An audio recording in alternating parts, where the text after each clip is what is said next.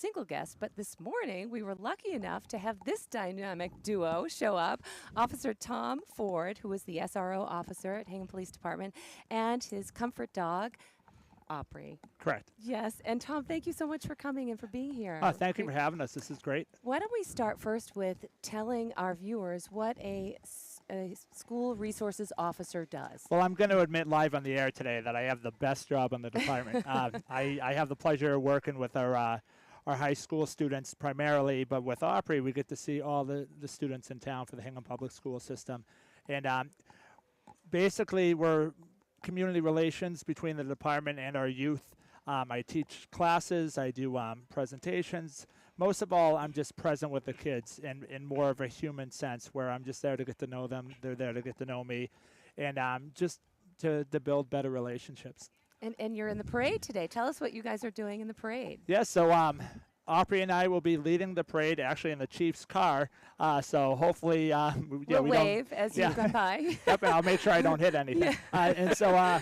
And this year we're going to be giving out Opry trading cards. We could talk about more, more about that. We've got some right here. We have these fancy cards. And yeah, we could talk more about that, but we're going to be giving that out. We have 4,000 of them, so hopefully a lot of our young parade goers will be able to get the very first Opry trading card. Yeah, it's really adorable. I don't know if you can see it. Has all the stats. This is my favorite, and I was going to ask you this question. What is your favorite 4th of July pastime? And it's on the card. So why don't you share that with us? Yeah, so Opry likes to chase tennis balls. We do that every day after work as a reward. And she likes to play catch, and she loves to dig holes when I'm not looking in the yard. So we try to prevent that. Now, one of the things that you're also part of, another dynamic duo, along with Officer Rob Ramsey, is the show that Harbor Media hosts that you guys are part of, and it's called Cops and Kids. Tell us all about this program. What a great resource for the town. Well, I'd like to thank Harbor Media who made this possible.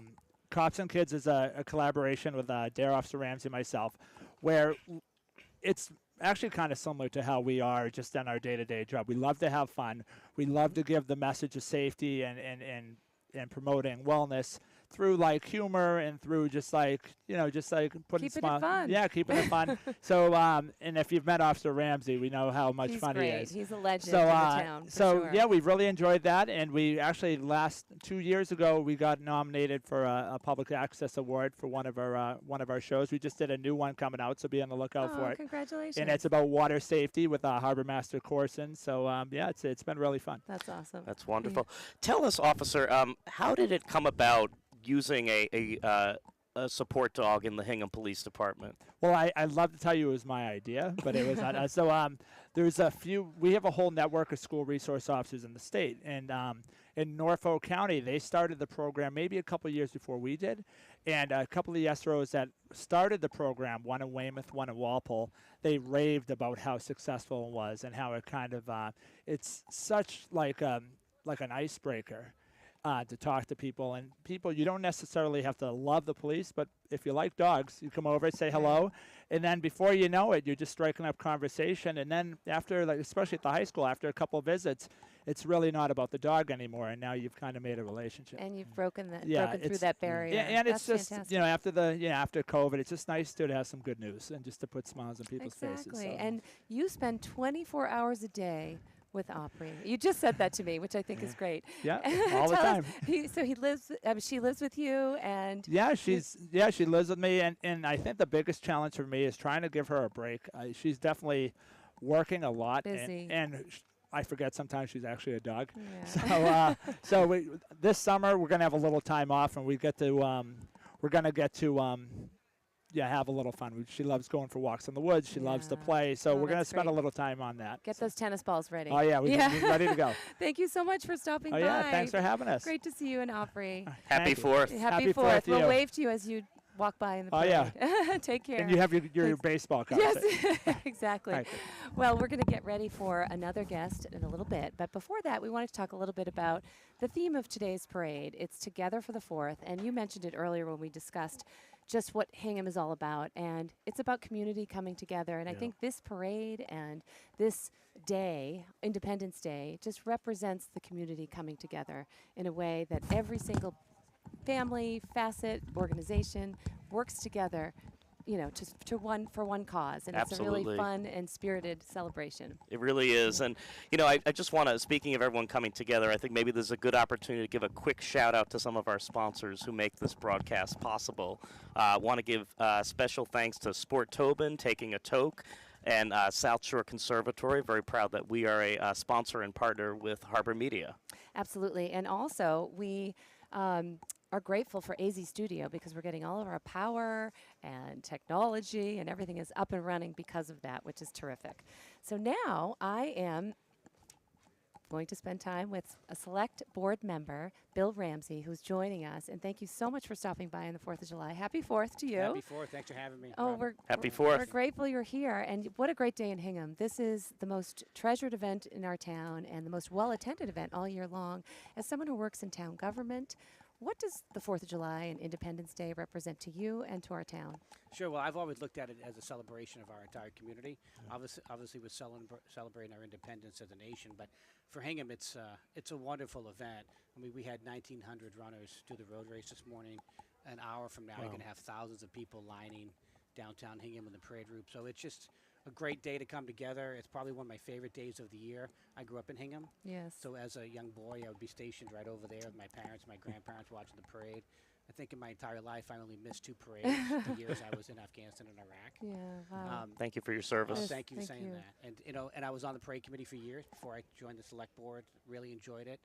And personally, it's my son's 11th birthday today. He was Oh, born- happy birthday to your It's son. really What's cool. his name? Peter. Peter, happy Ramsey. birthday, Happy birthday, to Peter. Peter. Pretty cool. And it's Great Peter day to Ramsey. celebrate a birthday. It's great. awesome to have a July 4th baby and to live on the parade. Oh, route. Yeah, yes. Oh, that's So- so meaningful that you have a July 4th baby. It's pretty cool. That's great. And your family has been so engaged and involved. Obviously, your brother, Officer Ramsey, Yep. we were just talking about with Officer Ford. Now, one of the things that you've been involved in every facet of town prior to serving as a select board member. How have those roles, you worked on the planning board, the zoning board, 4th of July committee, all of those things, how have those roles helped you in the job you do now? Well, they gave me a good perspective on how government works. You know, how the permitting process works, how working with different constituents in town, with different residents in town. And I was very fortunate to really serve in town government since I was about 21. Wow. So I was on the rec commission then, and just seeing how town functions, meeting people, getting to know the community on a different level than just being a resident was all beneficial to me, and it's helped me quite a bit, I think, in my role as a select board member. Absolutely. And Hingham is an historic town, as you know. You're born and raised here. The town places so much importance on preserving that history, but also planning for the future. And so how, in your role, do you do that? And does the select board work towards keeping true to those ideals and values? Because that's important for our town. It's an interesting balance. You know, we have a wonderful historical society that celebrates our history. Within town government, we have the historical commission, does a wonderful job. We have a historic district commission, which is a big part of the permitting process. So those boards are really focused on helping to preserve history. But we also have the Cleaner Greener Committee, the Climate Action Planning Committee, which is pushing the envelope on how we can do things better for our environment and for how we can improve our climate goals and initiatives in Hingham. So those boards working together really strike the right balance for what we need to be as a community. Absolutely. And, one of the things I'm curious about is how would you best suggest that people in Hingham, Hinghamites, community members, get involved in local government and learn about local government, what's going on, all of those things that you just mentioned as resources. I mean, that's probably a challenge. Some people, so many people in Hingham are so civically engaged and involved, like you have been your whole life. But how can we draw more people in? What would you recommend? So Hingham runs on its volunteers, and we're so fortunate that we have so many great volunteers throughout town government, and even through some of the nonprofit groups we have in town. We just a couple weeks ago we just finished 2 nights of talent bank interviews for residents who want to be on committees. So that's what you do is you go to our town, go to the select board website, fill out a talent bank form, and then you apply for a committee. And we try to get you on a committee, either one appointed by the select board or by the moderator. That's That's good a to great know. place to start. Yes. And all our live town meetings are covered actually by Harbor Media. You can catch those on Comcast 1072 or Verizon 2131. Another way to know what's happening in town and to stay engaged. Absolutely. And one of the things that Harbor Media just broadcast, which happened in April, was the town meeting and the select board meeting, and town election took place, and there was an important issue on the ballot this year with the town override, which was voted and approved. Talk a little bit, if you could, about where those important funds will support. Yeah, so the override this year was a big part of our focus, I think, on the select board, on the school committee, the advisory committee. And what the override allowed us to do was to preserve some important positions on the school side that were added during the pandemic, positions that address learning loss and math and reading, and that have helped put our students on a trajectory for future success. Yeah. Within the municipal side of the government, we're able to preserve positions within police, fire, DPW, keep our senior center hours where they were, our town library hours where they were. And we added a couple positions too. We added a program coordinator for the senior center, a position they've been asking for since 2012. We locked down funding for sustainability coordinator. A lot of our residents really wanted that position. It's important for us to help us achieve our climate goals and objectives. Yeah. Assistant town engineer position was added, which was really important, and we added some money to the veteran services department to help give our Keith German's assistant a little extra money to bring in somebody more qualified. So we a lot of important goals were met with that override. I know it was a big ask of our residents, but I'm just grateful that the town supported it and we got through it. Absolutely. Such important resources. Absolutely. And one of the big events that happened as well was a new groundbreaking ceremony for the public safety building. So tell us about that. That's upcoming. So last month we broke ground on the public safety building, which is wonderful. And in the fall, through a fall special town meeting, we funded 2 major capital projects: a new foster school and a public safety building. The foster school project is well underway. The public safety building, we broke ground last month, and we are thrilled that that's going forward. The completion date is probably going to be middle of 2025. Okay. But we have a wonderful public safety building committee chaired by Bob Garrity. We have a former select board member on there, a former advisory committee chair on there. So it's been a great committee, and they're helping to steward that process, get us through it. And I can tell you a lot of our first responders are thrilled that we're moving forward with that. Oh, I bet. And so the police station is at Town Hall. The fire station is on North Street, and it's going to go on Lincoln Street, right? Correct. So And we're also going to put the fire headquarters there as well. So Okay. the police headquarters, fire headquarters, and the North Hingham Fire Station will go into that building. Okay. And it's a state-of-the-art facility. I saw it's the gonna be plans. It looks amazing. Thank you. So tell me this. What do you like most about your role as a member of the Select Board? There are 3 elected officials, just so we let our viewers know, who are part of the Select Board. And what do you enjoy most about your job? I love this town. I love this community. I love working with people and helping people where I can. Can't solve everybody's problems. I contact you, but where I can help somebody out, I mean, I do take great satisfaction in that. I'm very fortunate to work with 2 great select board members, and our chair this year, Liz Klein, and Joe Fisher, who are not only my colleagues but they're my good friends. And our town administrator, Tom Mayo, he's totally invested in our town, works very hard for our community. But I just love being a part of the community, and I always have. And it's been, when I ran for it 3 years ago, I didn't really know what to expect. But I've loved every minute of it. I just got reelected last spring. Congratulations! Which was a real honor. Thank you. That's real great, too. and we're grateful for your service. And what you said earlier about this town runs on volunteers, that really is true. I mean, you are representing the people of Hingham, and so many people do a lot for you, for the board and committees as well. Like the 4th of July parade, as a great example. The 4th of July parade committee works all year long, as you know, raising funds. No taxpayer dollars are allocated to this parade, which is really important. And they always want us to say that because they go to our businesses and they go to, they fundraise from community members. I had my 50 flags in my house. Have ours in front of the conservatory. They're all along Main Street. And it's just really a great show of patriotism and support and community. And it's just fun to see in town. It's a wonderful committee. And as I said earlier, I was on that committee for a couple of years. I had so much fun on there. Jim Murphy's leadership on that committee has been unbelievable. As you pointed out, the fact that they don't have any of our tax dollars going to this wonderful event today it's just amazing. I know. It really is The 50 amazing. flags I think they estimate it costs about $55,000 to run the parade. And these buttons that we're wearing, the parade button is a 5th grader, a 5th grade contest. We're not going to unveil. Actually, I guess I could say it. It's William Donovan, 5th grade Plymouth River School, but he did a great job and he won. And they are, $5,000 to $7,000. The parade button sales go towards to defray the cost of the parade, which is great. I bought mine I donated for mine at the library. They're sold all over town and during the parade, which is great. So, Now, talk a little bit, if you could, about some of the, initiatives you'll be looking forward to this coming year. So the past 18 months, we were laser focused on the capital funding for the capital projects and the override. Right. So now that that's in our rearview mirror, I wanted to.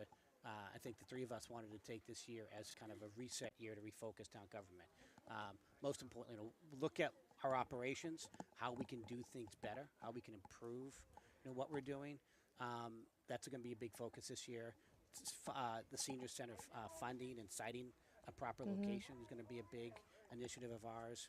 We're going to continue to look at the governance of our water committee. Of a water company. We're going to look at would it make sense to combine water and sewer, put them under one superintendent. Financially, if that works out for us, we'll look at that.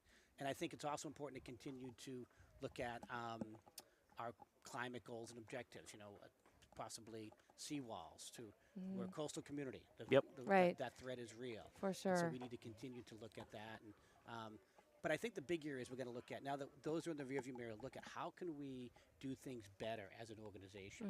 That's going to be a big focus for us going forward. Try to find different funding sources going forward. Try to find ways to work in the 3.5% budget growth that we agreed to. But it's already off to a fun year. Liz Klein, as our chair, is doing a great job leading us so far, and looking forward to it. Great. Well, thank you so much for stopping by, and Thank you, happy guys. 4th of July. Happy 4th. We'll Thank see you you for in the all you parade. do. Great. Thanks Thank you. again. Take care. We're getting ready for our next guest. Yes. We're so happy that people are stopping by to talk to us as we count down to the parade, which will begin at 10 a.m. And keep in mind also that earlier today, the 64th annual Hingham 4th of July road race happened that is put on by the Hingham Recreation Department. And we'll have the information on the winners a little later in the broadcast. But joining me now, our next guest was recently appointed to the permanent post as Assistant Superintendent of Schools in Hingham. She served as interim assistant during 2022-23. And she's worked to support the school curriculum across grades K through 12. And please welcome Katie Roberts. Katie, good morning. Katie, Nice welcome. to see Happy you. 4th of July to you. And Happy 4th to you as well. happy summer break, although I'm guessing in the central office you don't quite get a break like the students do. So the summer is differently busy. Differently would busy. I say. like that. Differently busy. So, Yes. but still enjoying the summer vibe. That's so. great. Well, that's great. And congratulations on your Thank permanent you. position. That's Thank you very exciting. And I know you work to support Margaret Adams, the superintendent of schools. Talk to us a little bit about what your role is specifically. Well, my official title is Assistant Superintendent of Curriculum and Instruction, Okay. and so much of my work is centered in curriculum, and that is involved in selecting and curating and developing high-quality evidence-based curriculum Okay. that's engaging for students, aligned to best practices, and also supporting our educators in implementing best practices in instruction. Speaking of curriculum, I know you're in the second year of a strategic plan in the Hingham Public Schools, and there's a big focus on curriculum. Maybe you could tell us a little more about what that encompasses and your goals to roll that out. Absolutely. So one of the things that we're very proud about in regards to the strategic plan is how inclusive of a process it was. So we had not only educators and administrators, but community members, families, and even students involved Oh, in that. nice. Gathering a lot of process. different voices Yeah. in that process. Absolutely, and I think that is very similar to how we're approaching curriculum, making sure that we're centering all voices, making it engaging for all students, and again, centering it in best practices. Wonderful. And how long wonderful. is the strategic plan? So it is a 3-year plan, Okay. which I think is a great grain size. You kind of lose visibility on a strategic plan much beyond 3 years. And it's been really gratifying. We've been presenting to the school committee this year some regular updates, and it's just really, again, been very gratifying to see how our list great. of accomplishments That's has fantastic. And you have been in the Hingham Public Schools for 25 years. For as the quite a long A time. long yes. time. I have you as the K through 12 science director for 11 years. You were the K through 5 science specialist, a science teacher at Hingham High School, and math and science at Hingham Middle School. Yes. That's so- incredible. So you've spent so much time in the classroom. Do you miss teaching students in the classroom? So I do keep a hand in the Yeah. classroom very Oh, much, and good. do hope to see many of my former students here at the parade. That's one of the joys Yes, of the of day, is course. just Sure. connecting with former students. So I'm in the classrooms regularly. I also keep a hand in with students. I actually coach my daughter's 5th and 6th grade volleyball team. Oh, in that's town, wonderful. And That's so I'm very great. much connected to students, both in my Yes. personal life and professional Oh, life. that's fantastic. And I'm sure Yeah. that enriches your role in the central office as an administrator, having that perspective and having that hand in the classroom and those many years of of experience in different roles. And knowing the students and educators by name, I think that alone goes a long way. Yes, and here at Harbor Media, we, because we're a community television, we are bound and dedicated to doing programming in the public, education, and government realm. So we at Harbor Media broadcast all of the school committee meetings and the select board meetings. We just talked to Bill Ramsey. So that's a wonderful way, I feel like, for community members to know what's going on in the school system.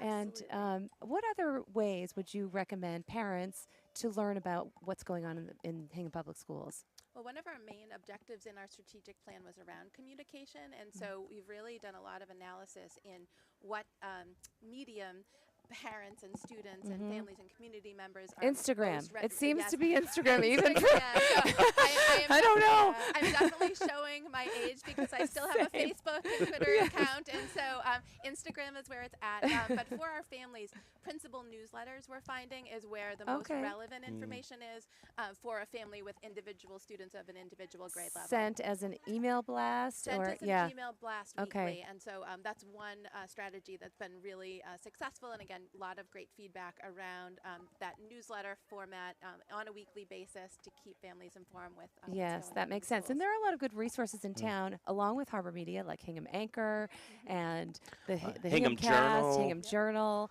and I think those are all taken together really great resources for families and community members to get information. Absolutely. Now, you obviously have been a longtime advocate of public education, having been in the Hingham Public Schools for 25 years.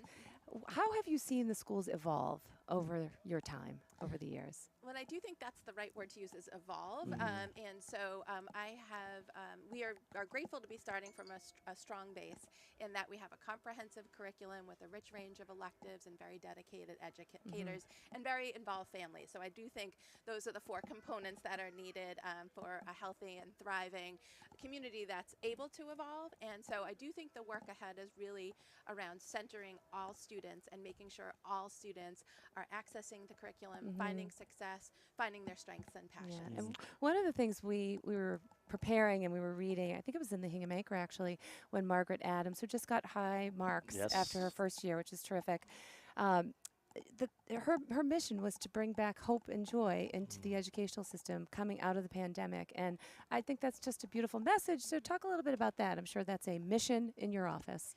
Absolutely. Well, the past several years, as everyone knows, has been differently challenging each year. Completely, yes. And so I do think this year we had many rays of hope. We certainly felt that return to normal, which was so critical with return to many traditions and so on, and community events. We also had a lot of hope and joy in how much the community rallied for our override, for the building of Foster Exactly. School. So many great things to look forward to that were really community supported. So I think hope springs forth from the resilience that our educators and our education administrators have really demonstrated over the last couple of years. So we thank you. And, speaking of the future and that continued evolution, what is one initiative that you're really looking forward to? hard to choose just one. Two kind of big rocks that we Okay. will be working on. We'll give you next two. year. One is our elementary reading program adoption. We're very excited about it. Our new program has some really rich literature that will provide children with windows and mirrors and sliding doors to kind of learn that's more great. about the world around them. We're also, again, going back to that idea of student dreams and interests, working on some pathways programs for our high school students in which they'll be able to knit together their coursework and their extracurriculars with some mentoring. So we have a fine arts pathway for the students with that passion Oh, that's and great. interest. More experiential. Absolutely, Yeah, that's and really fantastic. making those connections to all of the things that students Right. are doing. Exactly. Really developing the whole child. Exactly. And one of the things you worked on last year in your first year was professional development with your faculty. So talk about some of the programs and things you helped others develop. Absolutely. So again, one of the strategic initiatives was really centered so much in professional development. And so we're very fortunate to have a very strong staff with some real areas of strength.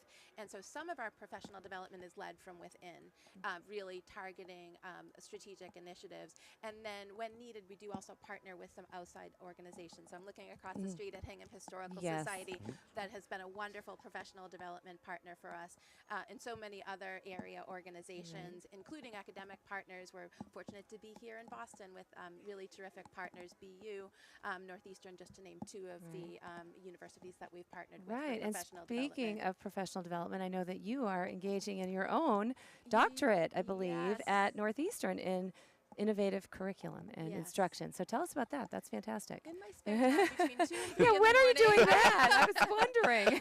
So just to clarify, I did put a pause on my doctorate for this year. I really wanted to give my all to the interim role and get my course. feet under me.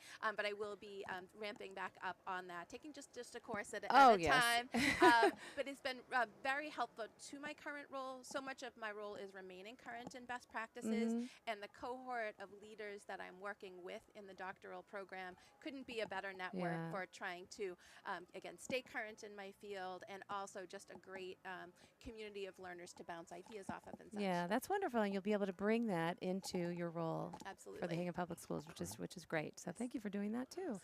Let's talk about the 4th of July. Why not? We're about to have the parade march down, and are you in the parade today? I'm You will- not in you're the not in the parade. parade, I will okay. be sitting right out in front of the Historical okay. Society, which is my family's usual spot. Oh, I actually- love it. I know. We all have our favorite your spot spot that we staked stick out, at. right? This isn't my usual spot. I'm usually on Middle Street with my kids, but they're now 25 and 22. So they're not catching the candy from the performers. But so what does the 4th of July and Independence Day mean to you personally? Well, as a longtime resident Yeah. of Aurora, I'm sure you feel the same way. And every time I come to the parade, I can see every age as my children have Exactly. ever been. I know. And That's so true. Have Yes. pictures of my now 14-year-old in his stroller and so on, and my I now know. 11-year-old Right. running around the parade route and so on. And so I do think certainly it's great memories of family and community, seeing friends and neighbors over the years, and also again putting on my educator hat, Right. of course. Just a reminder of how grateful we all are for the freedoms that we celebrate, and the idea that democracy is a responsibility, Exactly. not just a right, and something that we need to eternally strive for to make sure that all members of our society Right. are experiencing those same freedoms, and globally as well. Right. And the town of Hingham does a great job of celebrating our veterans with Memorial Day, Veterans Day, 4th of July, and veterans have a huge presence in our parade today. And so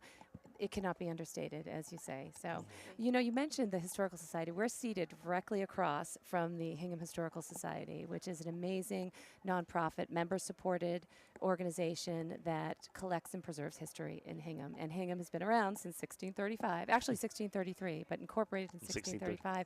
But I know one of the educational programs that the Historical Society has is a colonial story time Yes. for young kids. So, the programs are not just for adults, and I think that's wonderful. And that kind of ties in with education and reading, and I wonder if the schools are involved with that program at all. We are very much involved with the Hingham Oh, Historical okay. Society. So every 5th grader in town does a history of Hingham unit, visits the Historical Society, visits Okay. Old Ordinary, does a Hingham history mystery walk around town.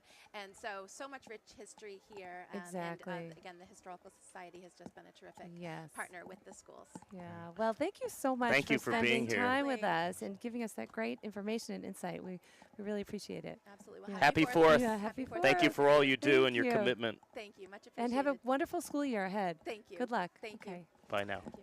Well, a lot of good things coming up for the Hingham Public Schools and the new initiatives, and it's just really fun to talk to our community members and leaders about what's going on and It's great what's to new. hear from her directly and just to know how strong our schools are here in town. Exactly. And now joining us is a longtime media professional and executive producer at Conductor Productions. She is the president of our Harbor Media Board of Directors. So please welcome Margie Sullivan. Margie, thank you so much for stopping by. It's all in the family now. Yes. You could just run the show, basically. But I'm going to ask you a few questions. Let's start with what community television is all about and why it's important. Community television was started probably in around 1969 by the FCC. Okay. And they felt that each town needed an outlet where their community could watch public television, watch education, watch government. PEG, as it's known. And in 2011, I got the call, would I be willing to be on the board for the newly started Harbor Media, which at that time was called Hingham Access. Right, I remember Media. that. Yes. And I even have my logo. Yes, Yeah. your old HCAM. And it is, it's been my pleasure for the last 13 years to serve on the board, and now I'm president, and we've had kind of an exciting year this year. Yes, talk a little bit about some exciting things. I know the grant program is one of them. That's so the biggest one. yes. And it's near and dear to my heart because it's allowing people to apply for grant money that will allow them to produce as professionals and hire crew and cinematographers and sound people that are of professional quality to do documentary filmmaking or a feature film for that Right. matter. And the only kind of real clause in it is that you have to be willing to let it air on Harbor Media. right. And The grant program incentivizes community members to produce programming and get their expenses covered. That's exactly. really Really critical innovative. and amazing. And a lot of people, I think, don't really know about that. So the more we can explain that this is offering that Harbor Media has, I think that's fantastic. How has the response been so far with the response applications? has been great. I actually personally know a few people that have applied for it. Fantastic. And we're waiting to kind of figure out where it's going and who it's going to. And Harbor Media is broadcast live in HD on Comcast 1072 or Verizon 2131. We're one of the one of the few community media outlets that has HD, and that's huge. And a streaming service. We have a TV studio, so we really, reach out to the community members to say, come and find out how you can create your own video, how you can share content ideas. We really look forward to people coming to us with Exactly. ideas. And that's how Robert and I Yeah. are here too. It sort of it aligns with our background and our skills, and it's a great way to give back. And you have, a great resource for the town to give this information to them. It is such a great thing. I mean, years ago when we first started Harbor Media, I did a little show called Mike About Town. Uh-huh. And he's a community member, and we would go into Bloomy Rhine right behind us and Yep. kind of interview them, and they would tell us all about how they make the cheese and Yeah. whatnot. Take you So- behind the Exactly. scenes. No, Behind the that's scenes, it was really good fun. information for Yeah. people who live here, for sure. I love that place. But you mentioned something a moment ago that I want to put a plug in. Right now on Beacon Hill is a piece of legislature that will allow streaming to be taxed, paid for by the cable companies, and Okay. we can maybe benefit from some of that Oh, okay. money Yeah. from all around Massachusetts. Okay. And talk about how community media is funded, and because it ties into the cable companies, and a lot of people may not know how that actually works. Yes, community media is funded by in Hingham by Verizon and Comcast, and it's all part of what happened back in 1969 with the FCC and how the funding was going to get divvied out to towns. So we get a certain amount of money every year from the cable companies, which allows us to then create an entity where our community can enjoy. Right. That's amazing. Wow. So tell us about your role as board chair president. How often do you meet, and what kinds of things do you talk and discuss? Sure. We meet probably every other month, but there's subcommittees that we get divided up on initiatives. And our role is to help support Michelle, who is our director, and she is phenomenal. She really is And our executive Yes. director. Not that I'm biased, but You're allowed to be. I was the first one to interview her. Well But, done. yeah.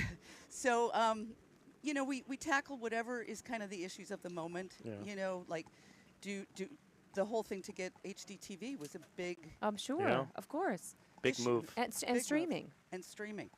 which is video on demand. So if you And the can't grant money catch passed. can't catch this interview live right now, Yeah. you can go on to harbormedia.org on your own time and find this interview and the parade and all of that. And that's a wonderful resource that it is also in line with where the world is. And so it's sort of a Exactly. necessary thing. Creating Exactly. access. Exactly. No pun.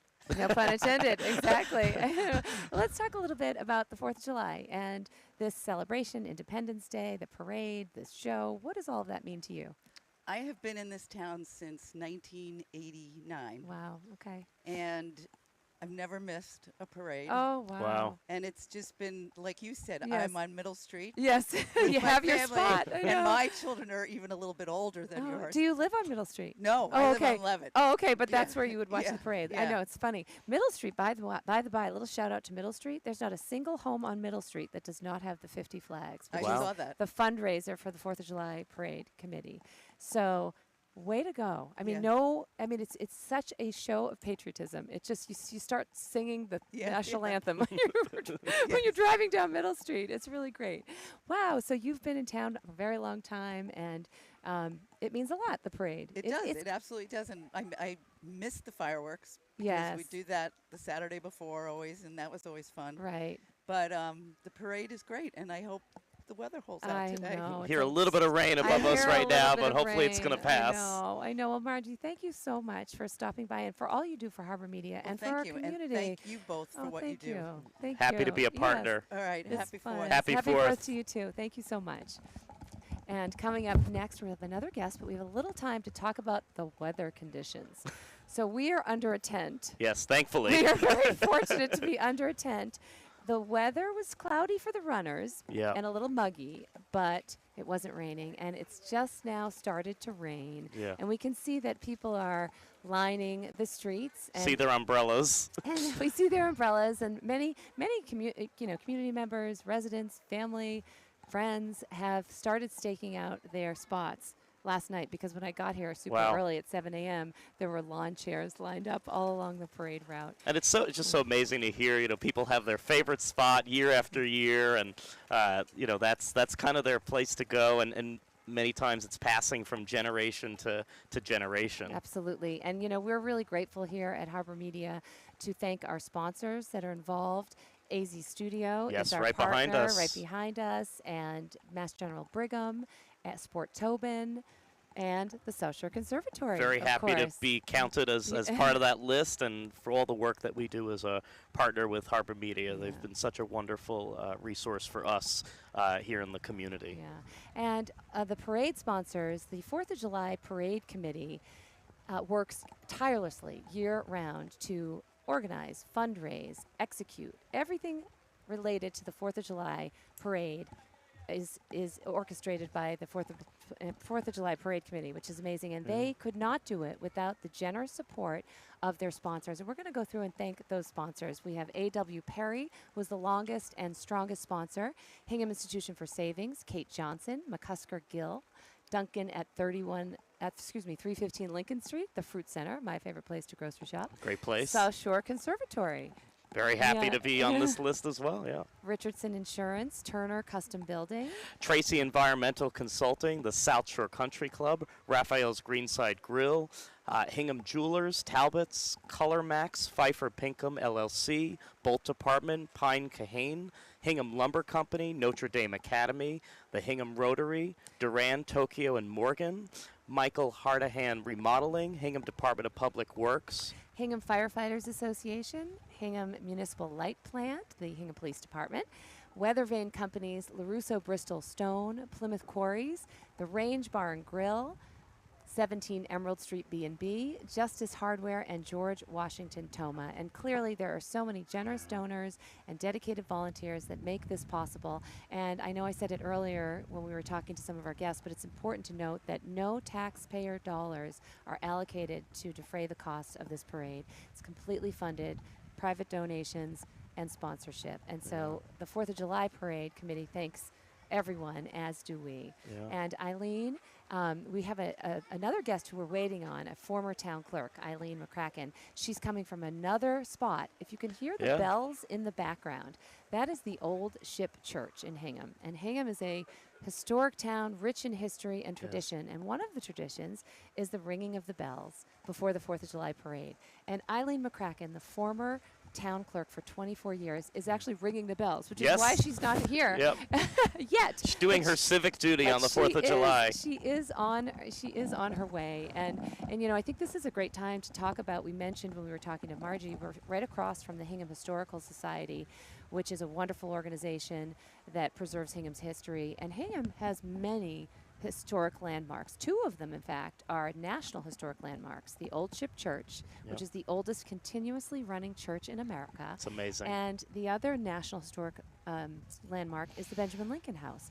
He was a Revolutionary War hero, and his home, it was just deeded, or was just acquired by the Hingham Historical Society in 2020. So as a resident or a visitor, you can go to tours of the Benjamin Lincoln House, which is really cool. And he was awarded the Sword of Honor from the president, and he was born and he passed, and he's buried in Hingham, in fact. And here comes our executive director, Michelle. Good morning. Falcone, It's great to who is see a wealth you. of information. She's sitting in for Eileen until Eileen gets here. Michelle, thank you for all you do for Harbor Media. No, thank you both. I have been completely blown away at your enthusiasm and the energy that you've put into hosting the show. You've pointed out that it is such a strong tradition in Hingham. So from our point of view, from your Harbor Media crew, we just like to give viewers the best possible experience, not only for our live coverage right now and interviews and live coverage of the parade, but we edit this piece and we have it on demand and on television throughout the year because people love watching it. We interviewed a guest a few years ago who said, you might not come home for Christmas, but you come home for the 4th of July. I remember that. So we love to have this program, and you both have been just fantastic so far. Oh, thank you. Thank you, so Michelle. much. Yeah. And you're So I'll fantastic. fill in for Eileen. Yes, you got a great shout out from Margie as well. And I think what's so clear about your efforts and the board's efforts is that it really is a family atmosphere, and so Truly. it really is, and you do a wonderful job of that. And so it's noteworthy, and I just wanted to say that just in welcoming me and in welcoming us and helping us help others get involved. And I know your motto is capture, create, and share. That's right. So talk about that. Like, we are Absolutely. encouraging people to try this. Come visit you at 35 Pond Park Drive. Thank you. Yes. No, and that's, really, if anyone comes in for a tour, which I encourage everyone to tour, we have a state-of-the-art television studio right here in Hingham, and which is such a great resource. But right behind that is our crew. So you both know from creating programming with us, we have the nicest people on staff. They're wonderful to work with. Shout out. They're all here shout out today, to yep. the crew Shout here. out. Special thanks to the crew standing under umbrellas right now. Absolutely. Yes, check the visual. But they will teach camera work, editing, voiceover, scripting, any aspect of production.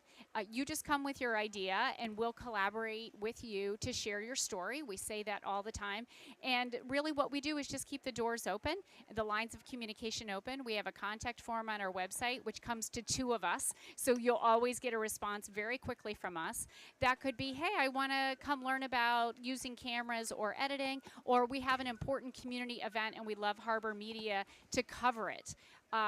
What speaks volumes in terms of involvement in the community is we had 99 shows created last year in 2022 Wow. by community members. Wow. That's amazing. Wow. So that's separate from what you mentioned earlier, our government programming, our education Exactly. programming. This is the P and PEG programming, the public programming. And that's members of the community coming with an idea, or they have an important presentation or event, like Hingham Unity Council's Juneteenth event, and having that filmed and edited to share with the community for months after that happened. Hingham Historical Society, we actually have a block of programming just for historical Because they have programming. so many amazing They have so much that author they share. series and lecture series. It's just so much wonderful content.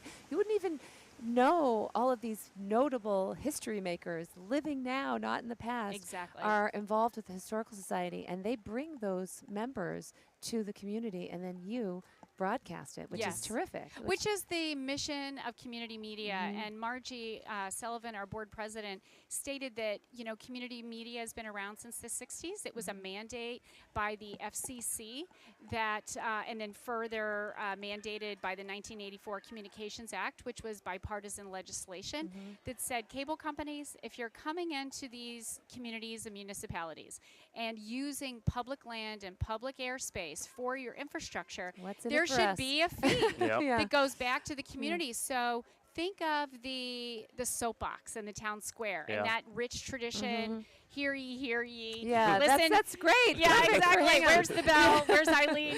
But you know, sharing your voice and your Yeah. opinion and sharing of ideas and things that matter. So what cable television does, community media does, is it brings that to television. We, on top of that, as you've mentioned, everything that we show on television for the community is also live streamed and it's archived on a video on demand system.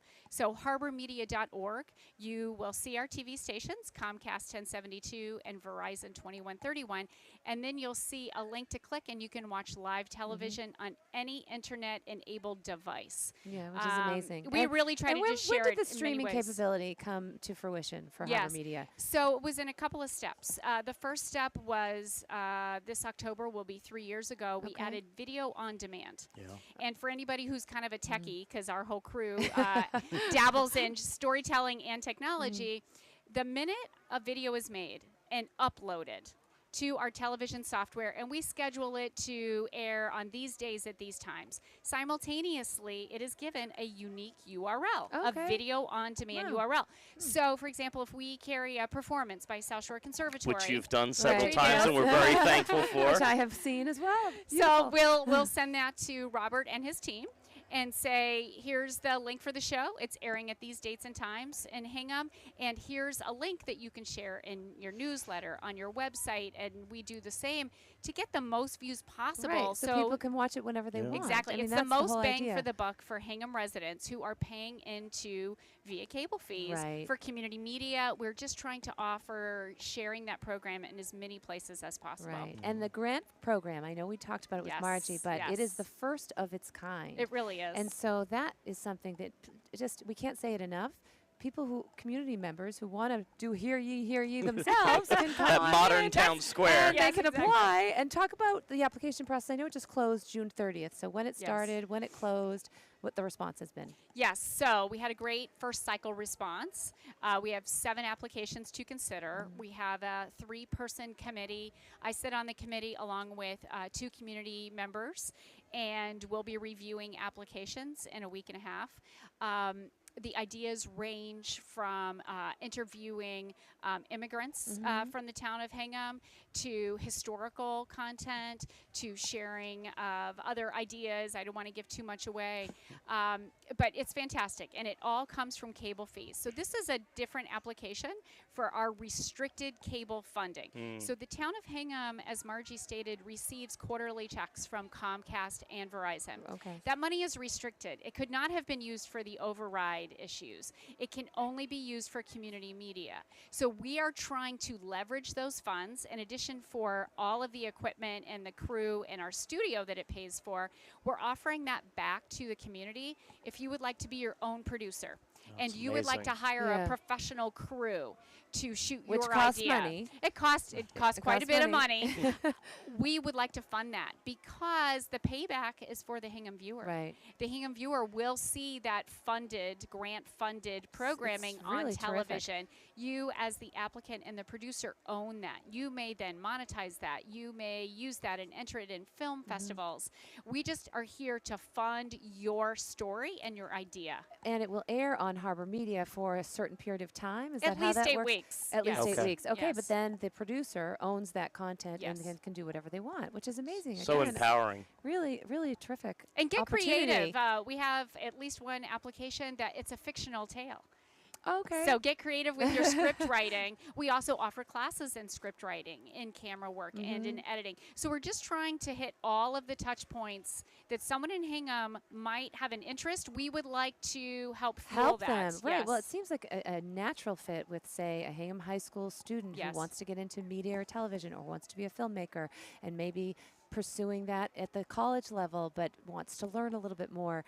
It's a great way to sort of try your hand. Exactly. We actually had someone in the community mention to us recently, he's on a scholarship committee of reviewing scholarship applications from high school students.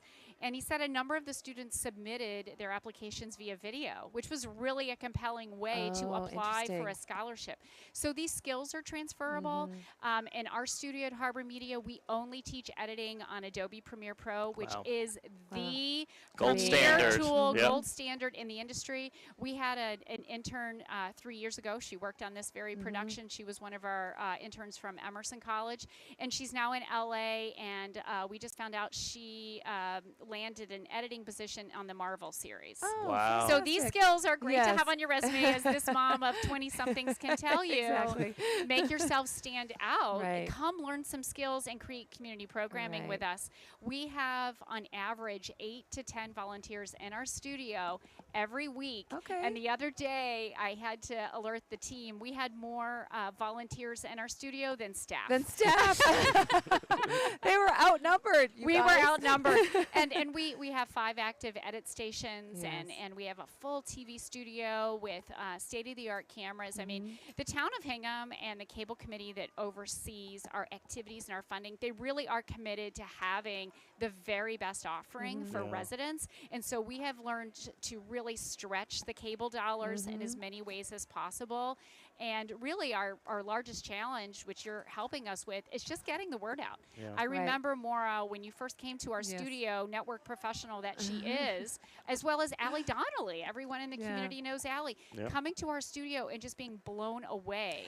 True. And there's Yeah. no And charge. I've- If you're making community programming, come use it all. Yes, which is so great. And I'm so grateful. And I've been in there at the editing bays and the computers and doing some State of the voiceovers. art. So it's been great. Yes. And I'm grateful. So it's a nice partnership, and I look forward to doing more. And you mentioned the cable committee in Hingham, which is different. If you could just tell us a little bit different from the Harbor Media Oh, yes. Board, you also have the cable committee in Hingham. And for those who might be interested in Oh, they being welcome involved, members, I know they yeah. welcome members. And tell us the difference and Oh, about sure. the cable committee.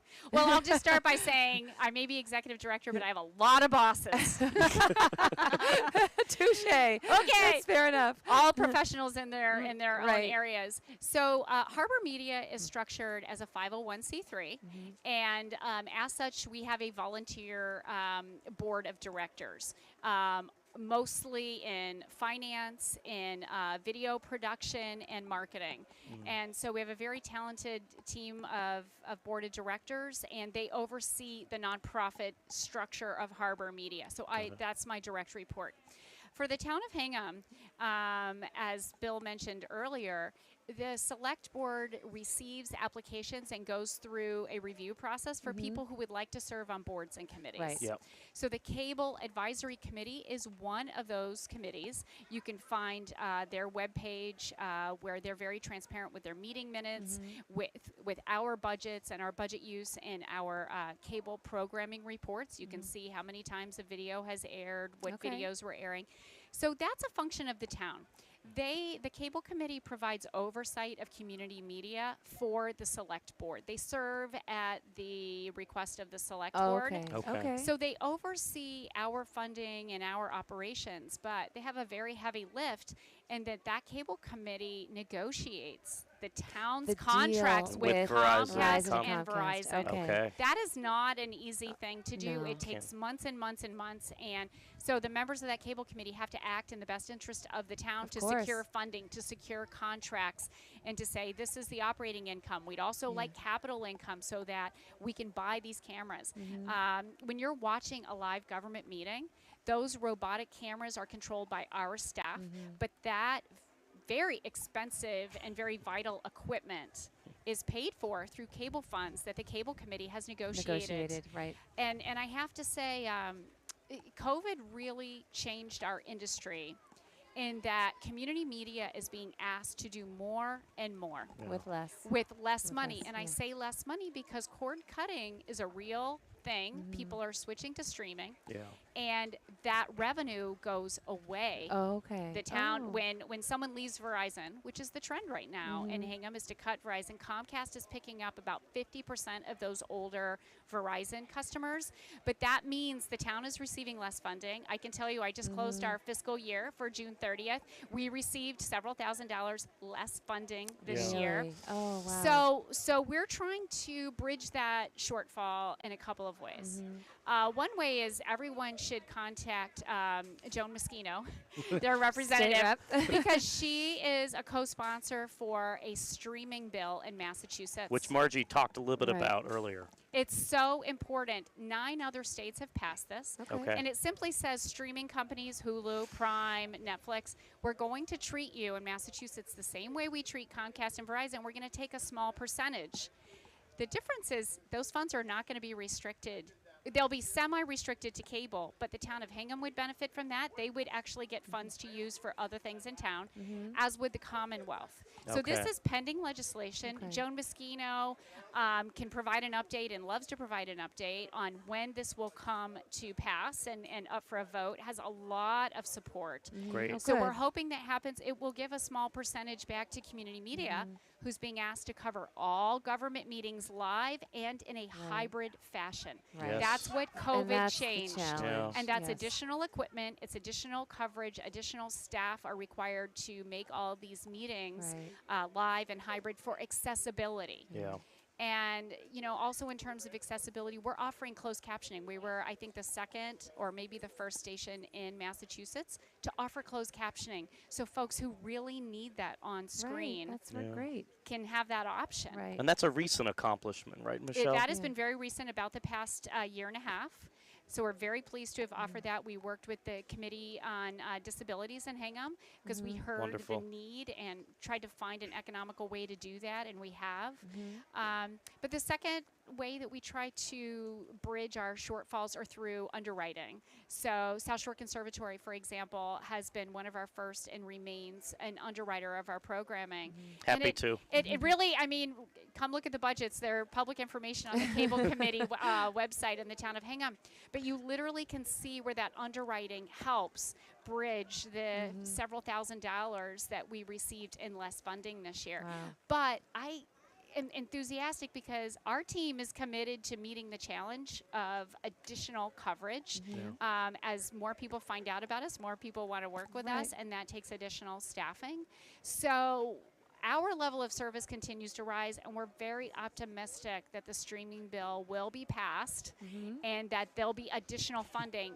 And 9 other states have done this. I really feel that the FCC should make this ruling. So it's interesting. for And all the precedent states. is set with them, so hopefully that bodes well for the future. I for all hope of so. us. Yeah. And, you know, as you can tell, we could talk forever about community media. I know. I still hear the bells. Does that mean Eileen is That still means I- working feverishly? Yes, if the bells are still ringing, Eileen is Still doing her busy. thing. Okay. But I just would encourage people.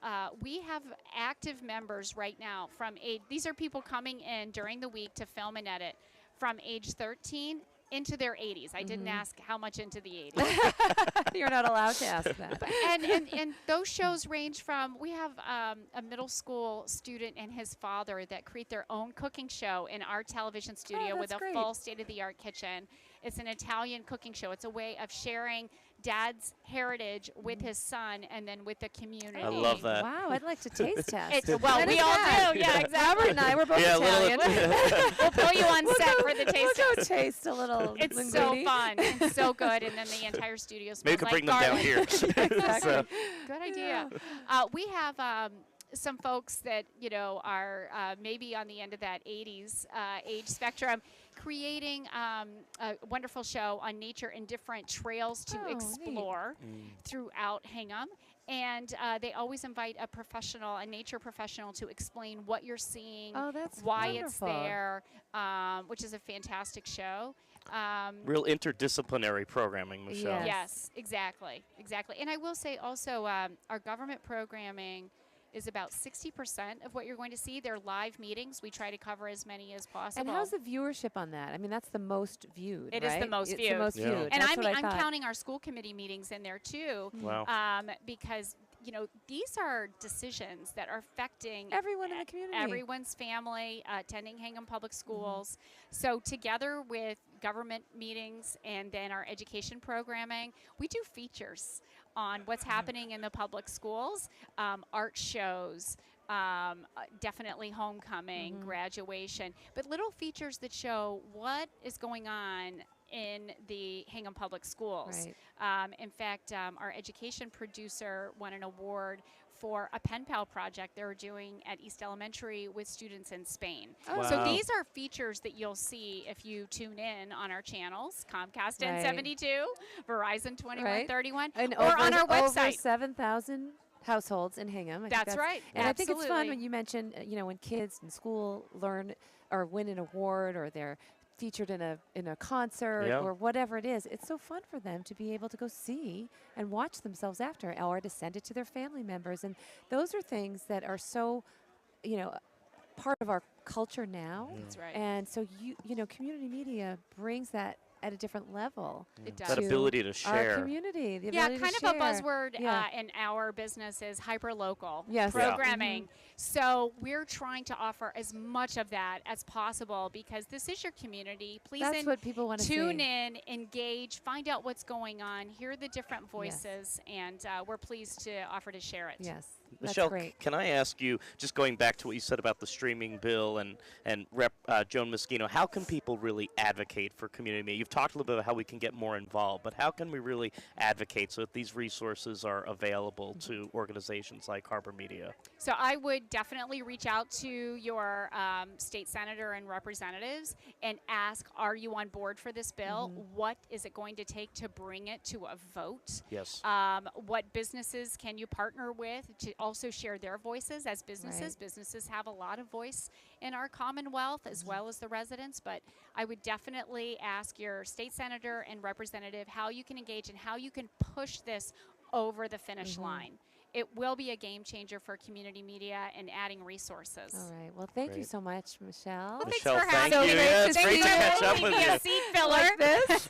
More And than I a see seat filler. Eileen, so the bells are Excellent. still ringing, but our Excellent. final guest has arrived, and thank you so much, Michelle. Well, thank you both, and then And- I'll just go back to my little secret Okay, spot. we now have marching orders to help locally. All right. All right. So joining us now, come on in, Eileen. Just let her get set up yeah. here. So I'll say a little bit about Eileen before she gets comfortable here. She is a former town clerk for Hingham for 24 years. She worked for the town a total of 35 years before she retired last summer, but she's been a dedicated public servant. And please welcome Eileen McCracken. Hi, Who? nice How to are see you? you. Nice to see you. Eileen, Happy- welcome. Thank Happy you. 4th. Happy 4th Thank of you. July. One you of my have favorite days. many duties today. Yes. You We always heard are you wearing many earlier. hats, Yes. So tell us where you just came from. I was, I'm a novice bell ringer at the bell tower. I'm just learning, so they're now still ringing a little Okay, bit. So that's great. Is so I that the could come first and see time you. that you ever This rang is the the bells? first 4th of July I've rung the bells. Rung the yes, bells. Wow. Yes. Yeah. In the Old Ship Church, which is the oldest church in America, Yes. of course, in historic Hingham. And it's unusual for me to see you out from behind the town clerk's desk, I have to say. You've done so much for this community. First of all, how are you enjoying retirement? I'm enjoying it. I did help out a little bit after I retired in the office because they had a couple of elections and they need a little help there. But I'm adjusting. Yeah. And I go to the senior center a lot. That's the Okay. best place on earth. Oh, yeah. They really, tell they us really why. do What it do you Yeah. love about that? Well, you know, they welcome you, and they have a lot of activities, and I get to exercise and things Yeah. like that. So it's a lot of Oh, fun. that's wonderful. It's Great that we have that resource Yeah. in It town. really is, and, Yeah. and they really do a good job with what they have. Yes, Yes, absolutely. yes. And you mentioned this is your favorite day. It You're not is. alone. The 4th of July know. for Hinghamites, right? I've lived Yes. in town 20 years. Right. Not as long as some of these people Right. like you, but talk about the importance of the 4th of July, what it means to our town. We live in a historic town that's been here since We do. 1635. You are a local town government public servant. What does that mean to you? Good question. Hard to put in words. Yes, Well, hard it's to very put in weighty. words. It's a big deal, It is. Independence It's, Day. Well, the town always does an excellent job at on the 4th of July, and it's just great to celebrate. And as town clerk, I was in kind of on a lot of the things, so Of it's course. very exciting to be here. And I've been coming since I was 8 years old. Oh, Wow. that's yeah, awesome. and we'd always sit in this area in the here, same so, spot. yeah. I know we all have our spot. What was your spot? The spot was right behind us, I think. Yeah. Because the stores are different. Than when Yeah, I was right. little. Yeah. Exactly. Oh, that's great. Yes, right. So you talk about your role as town clerk. Tell us we know the town clerk is involved in elections, but what are some of the other functions that office is responsible Well, for? they handle all of the vital records, so births, deaths, and marriages. They also handle business certificates and parking tickets, and we do the census so that they how many people are in town, and they develop a book that you can purchase, and they call it the nosy book. Oh, You're able I love it. because you can see how old the people are. Yeah. I've heard it on referred to as the street or whatever. birthday book. Yes, on the birthday book. Yes, yes. Michelle will Right. not ask the 80-year-olds. She can check the book Yes. to see how old those programming Yes. people are. Yeah. Well, so in your time as town clerk, what memories stand out as, you ran many elections. Are there any events or elections that stand out in your mind as memorable or significant or interesting? I think that the last election that we had, that Biden won, there was a lot of new things that we were doing. Mm-hmm. We had different type of machinery and things like that, and it was and there were a lot of people that voted, which is wonderful. Right. Yep. So that stood out, and there's a lot of different things that we do that I can't think of no, right now. No, that's Yes, okay. Well, yes. tell me, because I remember when my oldest daughter went to college and she was turning 18. It was the first election she was going to be able to vote in. So Yes. she was a resident of Hingham, registered here, but she needed an absentee ballot because she was away at Right. school. And I must have visited you 15 times. You were so good to me, Yes. explaining Right. how to do the whole Yeah. process. So And that's the best thing, yeah. seeing the 18-year-olds coming in and wanting to exactly. vote. I Their first know. time Yes, voting. It's really great. exciting. And at the polling places, usually if there's a first-time voter, they'll cheer them Oh, when they isn't that put their great? ballot Oh. in if they know that they're 18, Yes. they can usually tell. So. They'd have to check Yeah. that book first. Yeah. Yes, that's right, exactly. Yes, yes, this they is would. good to know. Yes. This book. So tell me what some of your favorite parts of the job were in your service there. Well, just the people coming in Mhm. and being able to do a marriage license for someone, Yeah. or when someone comes in after they've had their baby, they come in and get their birth certificate. It's there's so many things that All those Pivotal important moments in life. milestones. Yes, Yeah, yes, exactly. You do. You go through all of the moments in life, including death. So, Yeah. and of course you handle that a little Yeah. differently. But it's I loved the job because Yeah. it seemed to be my Well, type you of were a job. beloved Yeah. figure in this Yeah. town, and Thank you. really, I mean, Yes. there's not a single person who doesn't light up when they mention your Oh, name, that's and nice. it's Thank you. really true. It's Yeah. true, and in fact, you were the second woman to hold the office of town clerk, Yes. and the first to do so since the 1920s. Yes. So how meaningful is that to you? That's a really incredible. It was pretty thing. exciting. Now, when I Yes. ran the first time, I had 2 other people run against me, and I got 50% of the vote. Wow. So Wow. it was. I think somebody liked me. Yeah. Yes. Oh my gosh, that's wonderful. Yes. And now you were part of the transition with Carol Falvey. Yes, So another yes. woman who is Right. now our town clerk. Yes. And how did you help her transition to the job? Well, it was mostly elections is a little bit more difficult than the everyday For a thing, first so timer. yes. For sure. Yeah. So I helped her with that, and I'd come in the office every so often if there were questions and things like Yeah. that. And she's doing a great job. she really is. Yes, and she we'll is. see her marching by Yes, later today. yes. So She that's better great. be in the Yes, parade. she's in. I Yeah. think she's on the list. We got the list early. Good. I think. But Eileen, Yes. so good to see you. It's and good to see you thank too. you so Yes. much for stopping by and spending time with us. And Thank you for enjoy. having me. Oh, it was great to talk to Yes. you. And enjoy your retirement. I will. And go take up your favorite spot Yes, my on the favorite parade spot, route. Yes. Happy you 4th, again. Eileen. Happy Happy 4th Fourth. to Take you. care. Thanks. And thank you to all of our viewers who are tuning in and watching our pre-parade interview show. We are gearing up for the actual parade, which will begin at 10 a.m. And earlier today, we got here pretty early for this, but Yes. not as early as the runners that were running in the 64th annual Hingham Recreation 4th of July road race. So they start at the middle school, I think at 7 a.m. Yes. It's 4.47 miles, and they make their way down to the finish line, which is right out front of Loring Hall, Just right over down there, the street from us. underneath a giant American flag. So it's another a great sort of prelude to the summer, a kickoff, and a patriotic show of Americana. It's just, I mean, when we got here, it People was were packed. just starting to cross the Yes, finish it was line when we packed. got here. And no rain. Oh, we actually have the We winners. We have the do. results. All right. Um, So our female winner is Alexandra Walsh, and Alexandra is 18 years old. Yes. She comes from South Lake, Texas. Texas, my goodness. Now, I knew this road race Yeah. drew from all over the South Shore, but I didn't know we had Yeah, I didn't know it runners draws from from Texas. out of state. Yes, that's great. And her time was 25:31.8 Wow. at a pace of 5:42 per mile. That's amazing. Yes, that is amazing. Oh, my goodness. And the top male finisher is Mike Durkin, who's from Brighton, Mass. He's actually from Hingham because he went to middle school with my daughter at Derby Academy.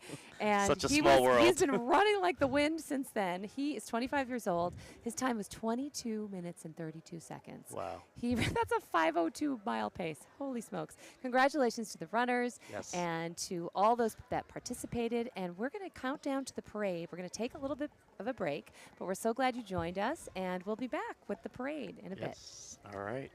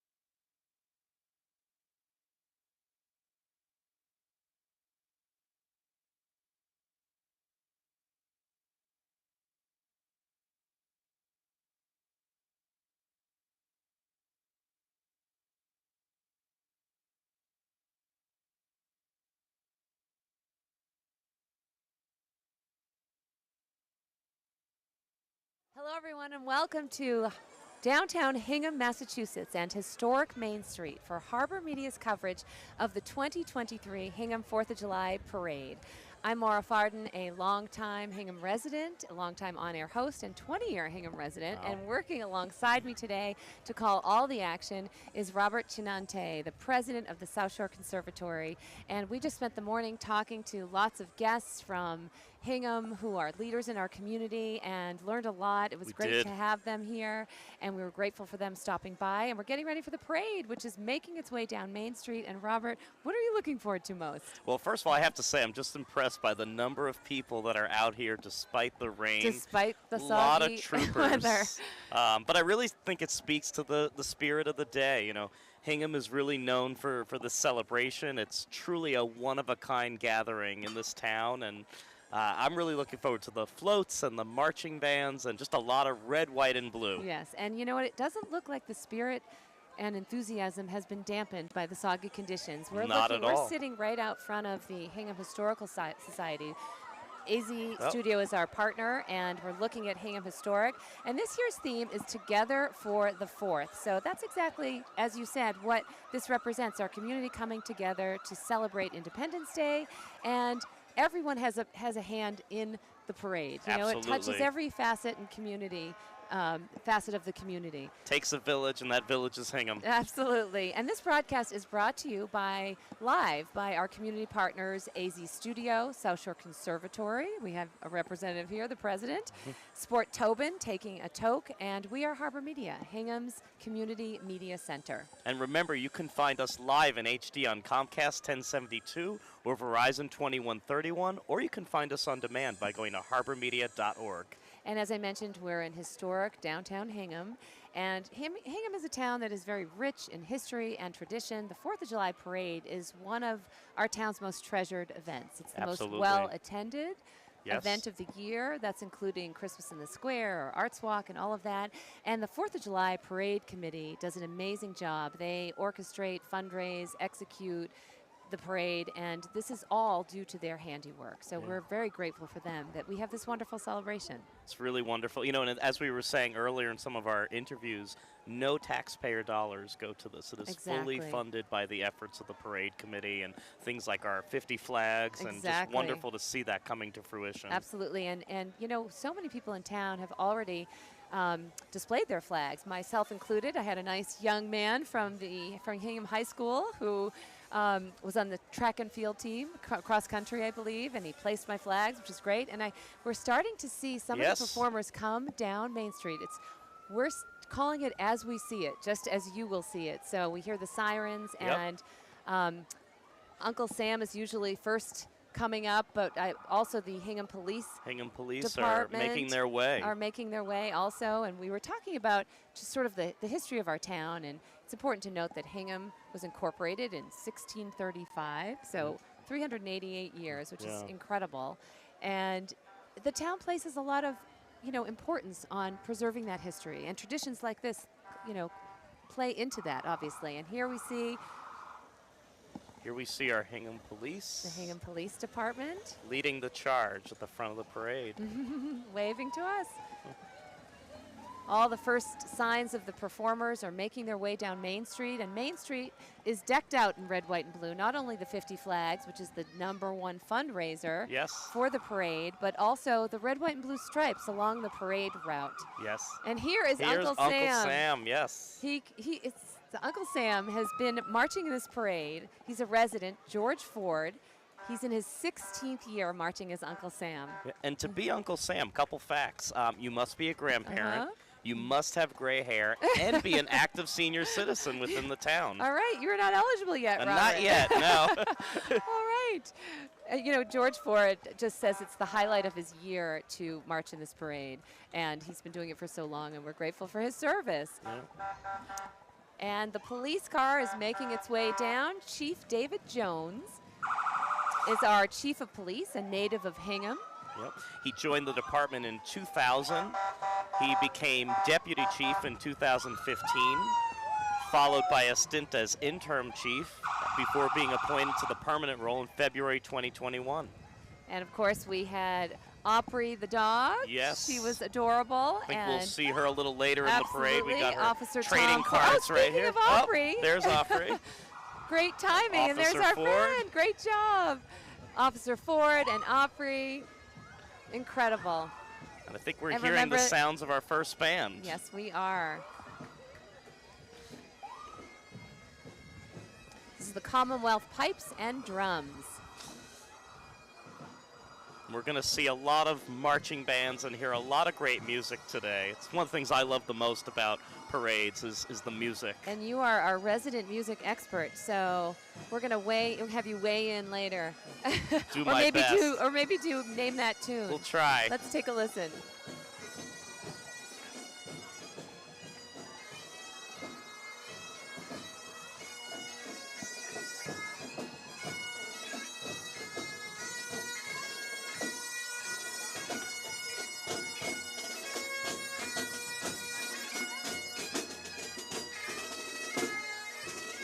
Robert, last year when you were a guest on the pre-show, you talked a lot about American composers and how some of the American composers have given us our patriotic soundtracks. Absolutely. All the great patriotic songs we enjoy. I mean, patriotic music is really synonymous with the day, and you hear our marching bands, and that's just one sign of it. But when I think of American music, I not only think about the patriotic music, but the composers over the years that have really shaped the American musical vernacular. One of the composers that I may have talked about last year is Aaron Copland, and one of the things that Copland said is, so long as the human spirit thrives on this planet, music in some living form will accompany it. And I think 4th of July is a great reminder of that as we hear the soundtrack of our holiday. Exactly. Oh, I love that. I always say to my kids, music makes the heart happy. And It I believe does. that so wholeheartedly. And now we're almost about to see our elected officials who will be marching and making their way down Main Street. Of course, we had Bill Ramsey Yes, here it was great to earlier, see him this morning. who was and one of our 3 select board members. And we spoke to a retired town government devotee in Eileen McCracken, and she was Yes. wonderful. She was our former town clerk, and we will see our present town clerk, Carol Falvey, joining the elected officials. The rain is coming down just a little bit of a little bit. breeze. Yes, a little bit of a breeze. Very lucky that we're covered here. We are fortunate in to our be covered. Harbor Media tent. Feel a little guilty about that, but it honestly, it looks like the crowd is as dense as it's been in years, and thousands of people attend the 4th of July parade in Hingham. They line the streets from Middle Street where it begins. They set up the floats at Hingham High School, and they make their way down Middle Street. And then, of course, they land here right out front of us in historic downtown Hingham.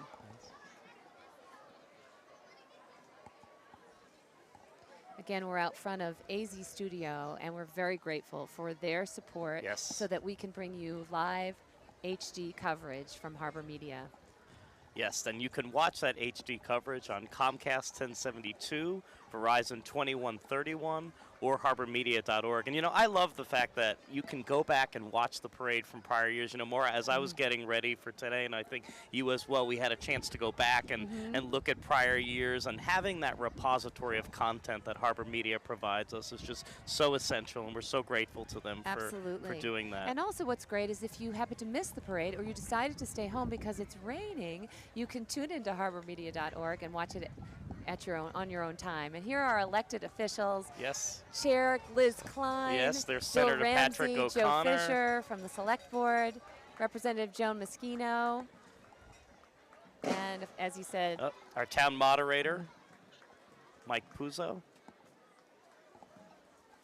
And he's wearing an SSC tote bag. I love it. That makes me very happy. That was not arranged. No, and there's Joan Moschino, our state representative, waving to everyone. She was a guest in our pre-parade show last year. Yes, she was. And, one of the things that makes Hingham such a great town to live in is there are so many engaged citizens, civically engaged citizens. And as Bill Ramsey noted, Hingham runs by its volunteers, through its volunteers, and because of its volunteers. And Absolutely. so that's really a wonderful thing to be part of as a town resident. I think the health of a a democracy. You know, so much of that is by the engagement of its citizens and its Absolutely. volunteers, and I think we see so much of that today. And here is the Hingham Militia, honoring town history since 1637. It's a nonprofit organization in town.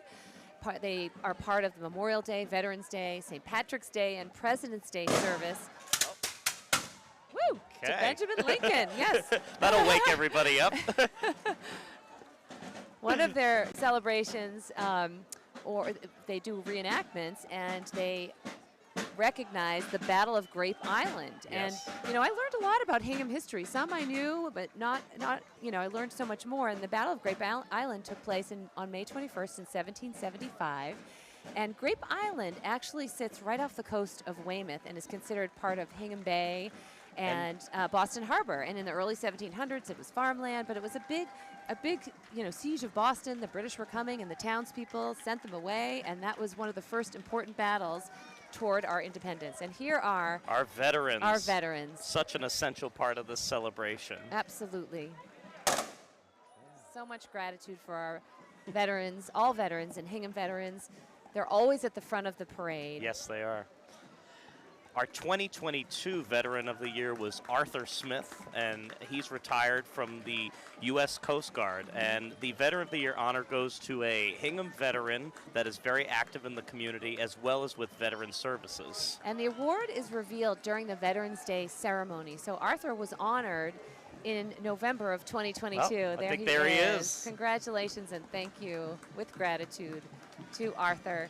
He was honored in November of 2022, but he celebrated in the following year's 4th of July parade, and there he marches by proudly in the golf cart. You know, it's great how the town of Hingham takes every opportunity to honor and thank our servicemen and women by organizing events on days like today, as well as, like you said, Maura, Veterans Day, Memorial Day, President's Day, and also an opportunity to pay tribute to Benjamin Lincoln, a Revolutionary War hero from Hingham who accepted the British sword of surrender at Yorktown, Yep, ending the absolutely. War of Independence. And the Benjamin Lincoln House is now part of the Hingham Historical Society since 2020. So you can tour the home along with Old Ordinary and downtown Hingham tours, and it really is a wonderful step back to colonial times. If you've never been to the Benjamin Lincoln House or Old Ordinary, it really is a phenomenal, Yes. place to visit. Ties into our town's history. And now we're seeing the Standish Guards Drum and Bugle Corps. Crusaders.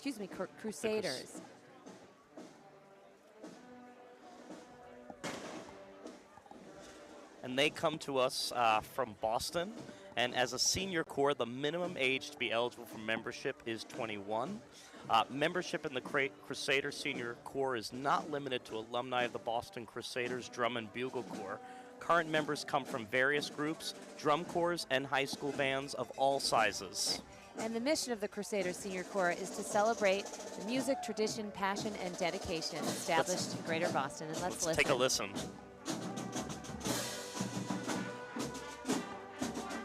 One of my favorite I love patriotic this one. tunes, Battle Hymn of the Republic.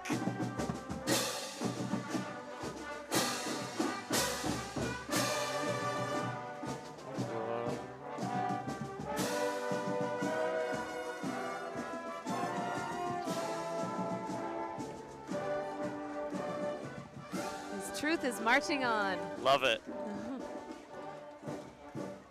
And making his way down Main Street now, the Grand Marshal of our parade, Warren Pellissier. And Warren has been a Hingham resident for 30 years. He has demonstrated enormous commitment to his community. He's been consistently a guiding force in addressing the needs of our town. His dedication to our community included his involvement with the Hingham Sports Partnership. He was a former board president. Shortly after that, he helped also with the completion of the Hingham Nursery School. And Warren became the HSP president at a time when the fields and track and tennis courts needed, improvements, and he got right on that. And he also founded the Special Needs Athletic Partnership, and that is our next list seeing and them group now. of performers. also known as SNAP. They provide recreation activities for South Shore residents with special needs by providing sports and recreational activities for children and young adults. It's a wonderful program, and actually Warren, I've known him for years because I've been in town for a long time. He actually coached my daughter in baseball back in the day, and he ran the SNAP program, and my daughter was able to be a camp counselor for a week of that program, and it was such a fulfilling experience. And look at these Clydesdale horses. Oh my gosh. Wow. To see them so up close, it really is amazing. Quite beautiful. something. Really a nod to historic times when horses were the primary mode of transportation in Hingham, and see a lot of 4th of July spirit, a lot of red, white, and blue as we look at this float passing by here. And another friend of mine who is, a lot of people in town, is awarded Hinghamite of the Year for 2023, Tom Hoffman, affectionately known as Hoffy, and he's there with his wife, Deb. I have logged a lot of hours with Tom Hoffman on sidelines because our kids played sports together, lacrosse, etc. But Hoffy has volunteered for everything through the years. He's been involved with Hingham Youth Football since 2002. He's coached. He's been a past president and treasurer of also Hingham, HSP. He was a treasurer of Friends of the South Shore Country Club. Oh, and here we have Hingham football. Hingham Youth Football. Congratulations. All right. These 7th graders were the Super Bowl champs for the 2022 season. The 7th grade Raiders had an undefeated season, enjoyed their 25th consecutive win since 2019. Truly an incredible accomplishment. Anytime you have an undefeated season, it's a big deal. So that's awesome. And Hingham Youth Football, grades 3, 5 through 6, and 7, they all earned Super Bowl bids, actually. So it was a successful program and year overall. We just saw Friends of the South Shore Country Club, I believe. Yes. They're upcoming. Here we go. Making their way down Main Street. The South Shore Country Club is a public golf course in Hingham, obviously, and last year the town voted to renovate the pool, which was a very big, important important initiative. Yep. Another group that Warren has been heavily involved in, and this is a group that has things like golf clinics and really just does a lot to provide recreational services to the town with a beautiful golf course. And the South Shore Country Club celebrated its 100th anniversary just last year in 2022. And here we have the This is the Hingham High School girls golf team, and I'm going to guess that the golfers practice at the South Shore Country Club.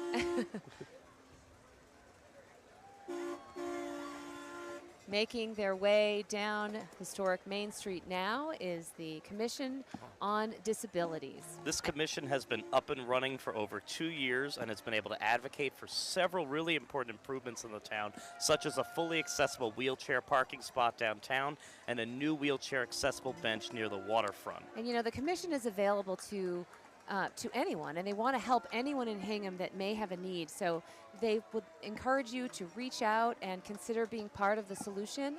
And you can find many of these groups that are marching in the parade have websites. And so if there's something that you're interested in, please do sort of reach out, research, look up their website, because there's so many wonderful ways to volunteer and be engaged and involved in the town of Hingham.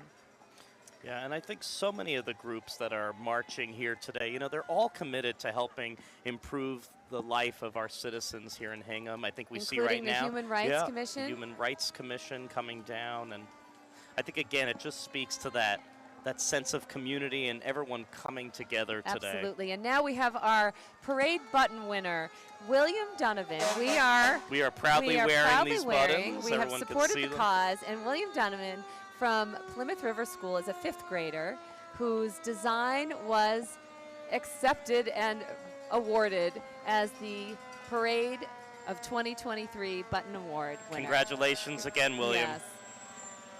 They received 100 designs that were submitted. And look at those kids in the fire truck. I love oh my being gosh. in the fire truck. Honestly, when the fire trucks go by, you can just see all of the faces of the little kids light up. It is a huge highlight when the fire trucks make their way down Main Street.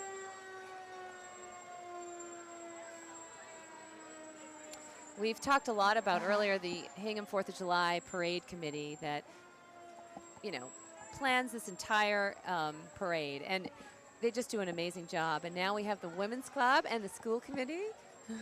Hello.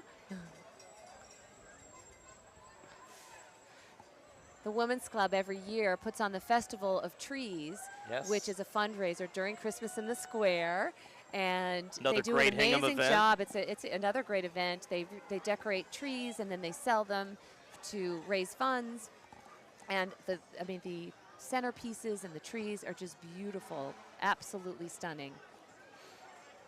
Hingham Women's Club has been helping the community since 1940, and each year they raise over $25,000 to support scholarships and assistance with food insecurities and homelessness. Today's float that we just saw honors current and past scholarship winners, celebrating their accomplishments with the entire town. Oh. And here comes an all-time parade favorite, the Shriners Clowns. Talk about lighting up kids' faces. The Shriners Clowns just make the day. What would a parade be without some clowns? Right, exactly. I think he's a little big for that car. What do you think? And the Shriners Clowns support Shriners Hospitals for Children through its fundraising efforts throughout Greater Boston. The donations they receive go towards supporting the Shriners Hospital and the Sneaker Fund, which directly supports research being conducted at the Shriners Hospital for Children, specializing in providing in pediatric burn care. And there's more. Yeah, there's more of them. Even on this gray day, they managed to add a lot of color to our celebration. They certainly do. They certainly do. Hey! Hello. How are you? Oh, my goodness. Oh. testing my catching skills. Guess I wouldn't have been a very good baseball player. My sporty kids. Oh, of course I miss it. Oh, here, we can hands. share this one. I can hear my husband, the hockey player, saying, no hands. Oh, well. It was a bad throw. I was a gymnast. I can do other things. And the clowns aplenty. I love it. That's a great little train. Coming up next, making its way down Main Street, is the most unique float.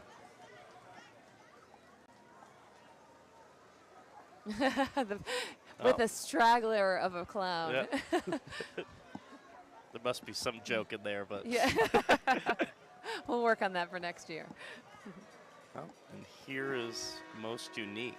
Yes, this is the most unique float. Let's see what they came up with.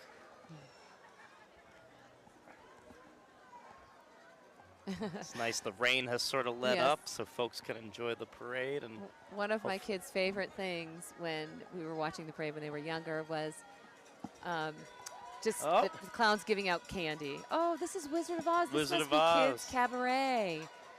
Kids Cabaret is an adolescent opportunity for kids to get involved in theater locally, and their production coming up is The Wizard of Oz. Oh, that's a wonderful film. July 27, through July 29. And they've been around since 1989, providing adolescents with opportunities to immerse themselves in theater, music, and dance. Oh my goodness, and here come the Stilt Walkers. This makes me a little nervous, to be completely honest, but wow, that's fantastic. Decked out in red, white, and blue. Yes. And keeping their balance way high up in the sky. The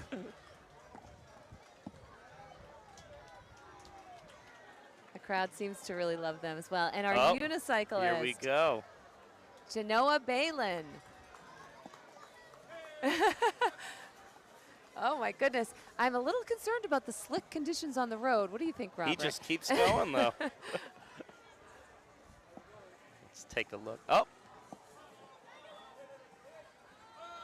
And he's much better catching than we are, Maura. Yeah, clearly. I'm going to get a lot of grief for that at home, but that's okay. Oh. Nice. Oh, my gosh, he kept him. Woohoo! Way to go. Clearly, Genoa has a lot of experience riding in parades, and he's a real crowd pleaser. He absolutely is. We'll give our cliche, don't try this at home. Yes, exactly. Did you write that or did I? I'm glad you said it, because I think I wrote it. Oh, and here's our not-so-spooky haunted house. It says all are welcome, October 13th, 14th, 20th, and 21st.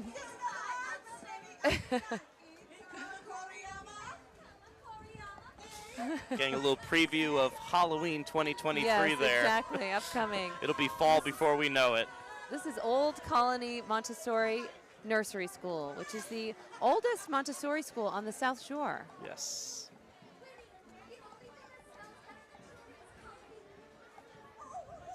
Look at the kids on that float. So adorable.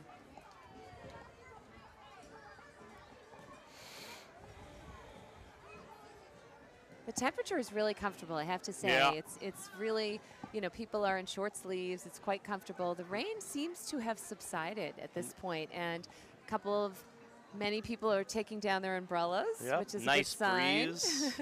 There's a very nice breeze. We have, you know, a front row seat, We are plush very, accommodations with a tent. we get reserved seating for this parade. Probably one of the best gigs in town. Exactly.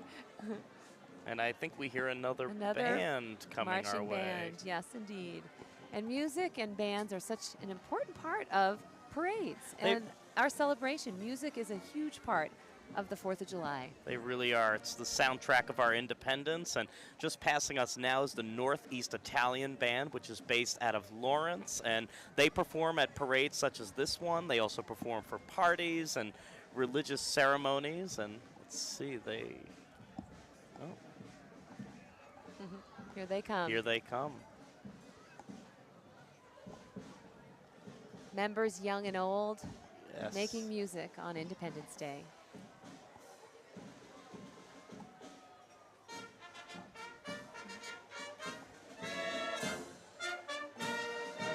Oh, another great one. Grand old flag.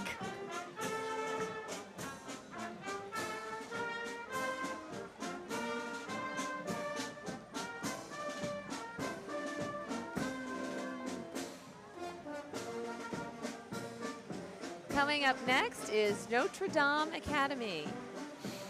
And the 4th of July commemorates what this country achieved when it banded together. And these NDA girls come together, be it athletic, arts, and they find strength, success, and joy in the collaborative spirit These are my of friends community. from Vassalite, and the Notre Dame girls lacrosse team won the state championship this year. And so I'm seeing some of my daughters, old friends and coaches who are on the 4th of July float for NDA. A wonderful school in Hingham and a great community. And And congratulations to all the girls at Notre Dame.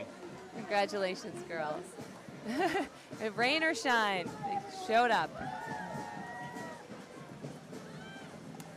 The float includes the Notre Dame Academy's lacrosse team, who were the 2023 MIAA Division II state champions, but also NDA's Coverly Middle School Theater Company earned a silver medal at the Massachusetts Educational Theater Guild recently, an All-Star Acting Company Award. So congratulations to them as well, and I think they're giving us a little sampling. Getting a nice sampling of the arts and sports all together on the same float. All right, and here we have Jack Conway, South Shore Company, President and CEO Carol Bullman. One of the This is a company's great, synonymous with more real friends estate. that I'm seeing. This is fun. Together, I love how they say together, celebrating the theme of this year's parade again, together for the 4th. Yes. You have to love a small town parade. I mean, this really is just do. so exciting and fun. And I think that's what's so fun about, you know, whether you're in the parade or whether you're watching and you get to see a friend who's in the parade. Every single person is involved in some way. Absolutely. And they feel connected. They feel connected to this. And here comes the 7th Regiment Band. Founded in 2002 by the Surfers Alumni Association, the 7th Regiment is a registered nonprofit drum and bugle corps. Let's take a listen.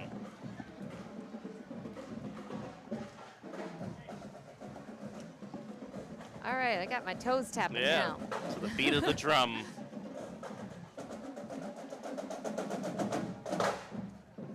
I like their band uniforms too. Yeah. Pretty snazzy.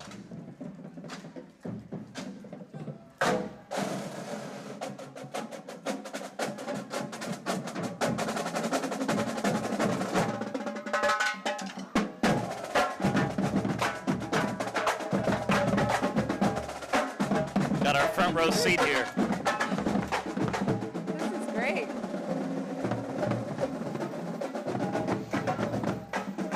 Members from that band range in ages from 13 to 22, and they come from all over the country for the 7th Regiment. From music and marching, arts education, competition, and travel, they're dedicated to developing leadership, character, and life skills all through music, which makes me very happy. And here in front of us now is Hersey Buckets, the Hersey Bucket vehicle. Members of the Hersey family were among the first craftsmen in Hingham. Hingham was the woodenware capital of colonial America from That's amazing. 1636 to 1945. And it was known as Bucket Town after one of its most prolific exports. And Hersey Buckets offers exact replicas of those same wooden buckets offered centuries ago. And now the Hingham Historical Society. Yes. We are looking right at their building, their offices. There's Deirdre Anderson, who is the executive director of the Hingham Historical Society. Deirdre is a Hinghamite through and through. She went to Hingham High School. She does a phenomenal job. The society was founded in 1914. It's a member-supported nonprofit organization. And they have done a phenomenal job in preserving history and just coming up with new programs that bring history to life in our town today, which is amazing. Another marching band. And we should also note that Deirdre was last year's Hingham Person of the Year. She was the Hinghamite of the Year, indeed, in 2022, a well-deserved honor.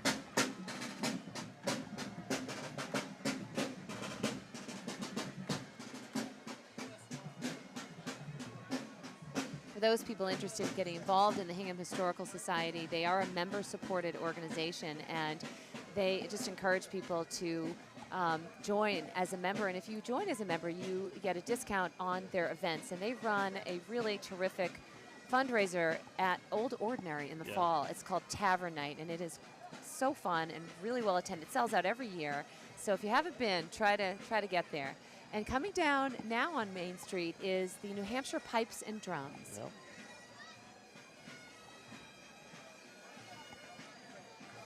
A lot of bagpipes with this parade. Yeah. And it looks like they are based in Manchester, New Hampshire. Yes. So just a reminder that, you know, these groups that are performing today, we not only bring a lot of local groups together, but really bringing folks together from near and far. And that's just one of the very exciting things about this parade, I think, is just the way it brings people here to our community and just brings people together through From all that. over, for sure. Yeah. And, you know, the fundraising that the 4th of July Parade Committee does allows them to bring in bands from all over and really elevates the quality of the parade. Absolutely does. Here, let's take a listen.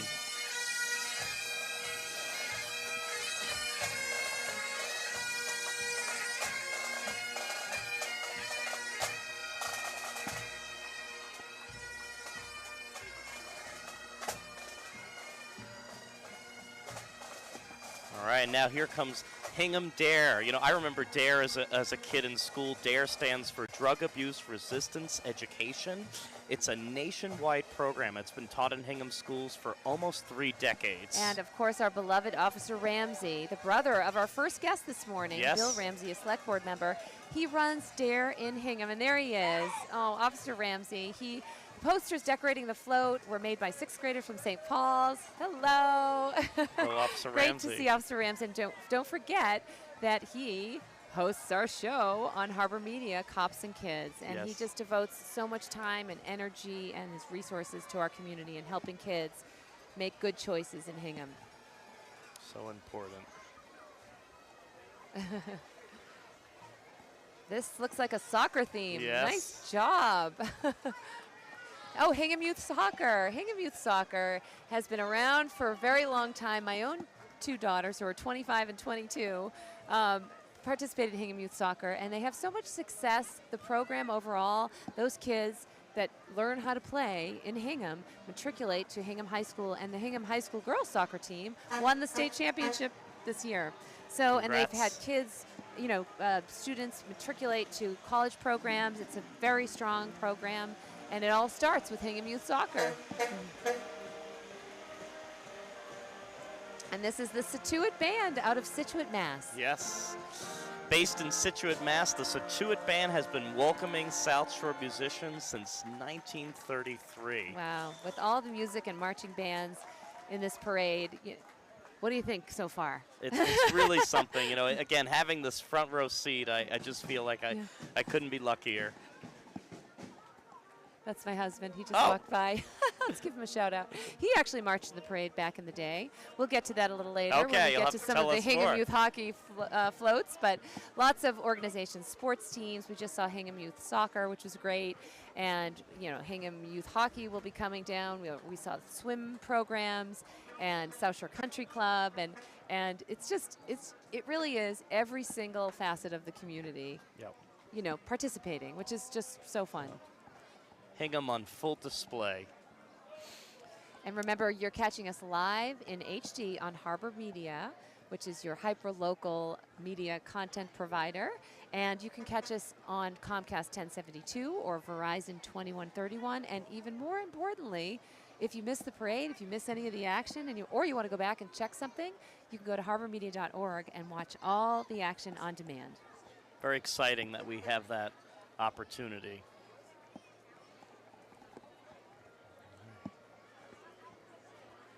It seems as if the rain has stopped completely, which is kind of is exciting. Look at the umbrellas have are all down. closed. Yep. They're all down.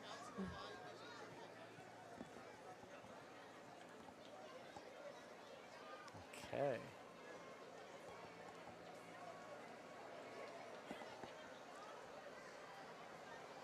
And another float making its way down historic Main Street, driving across the red, white, and blue stripes. Yes. On the center of the parade route. This is Wilder Nursery School. Now, I keep saying this, but my kids connection to Wilder. Well, my children went to Wilder Nursery School. I live in South Hingham. It's very close to South Hingham. It's a treasured place. It's been around for families since 1924 and is considered to be the oldest cooperative preschool in the United States. Wow. Which is really amazing. It's amazing. Hingham is home to so many firsts, Maura. Absolutely. And just today has been such a reminder of that. So much history and tradition. And here are the Girl Scouts. This is a highlight to march in the parade. Girl Scouts and the Cub Scouts will be following. Wonder if they have any Girl Scout cookies. I know. That sounds good right about now, right? Absolutely. And you see lots of parents marching with their kids as well. And so many of these groups, whether it's a sports team or the Girl Scouts, the parents are so involved and so helpful and so engaged. And it really does take that full effort to have the success that these organizations do have. And so we want to give a shout out to all the volunteers in these organizations, in our parade, in our town, in our government.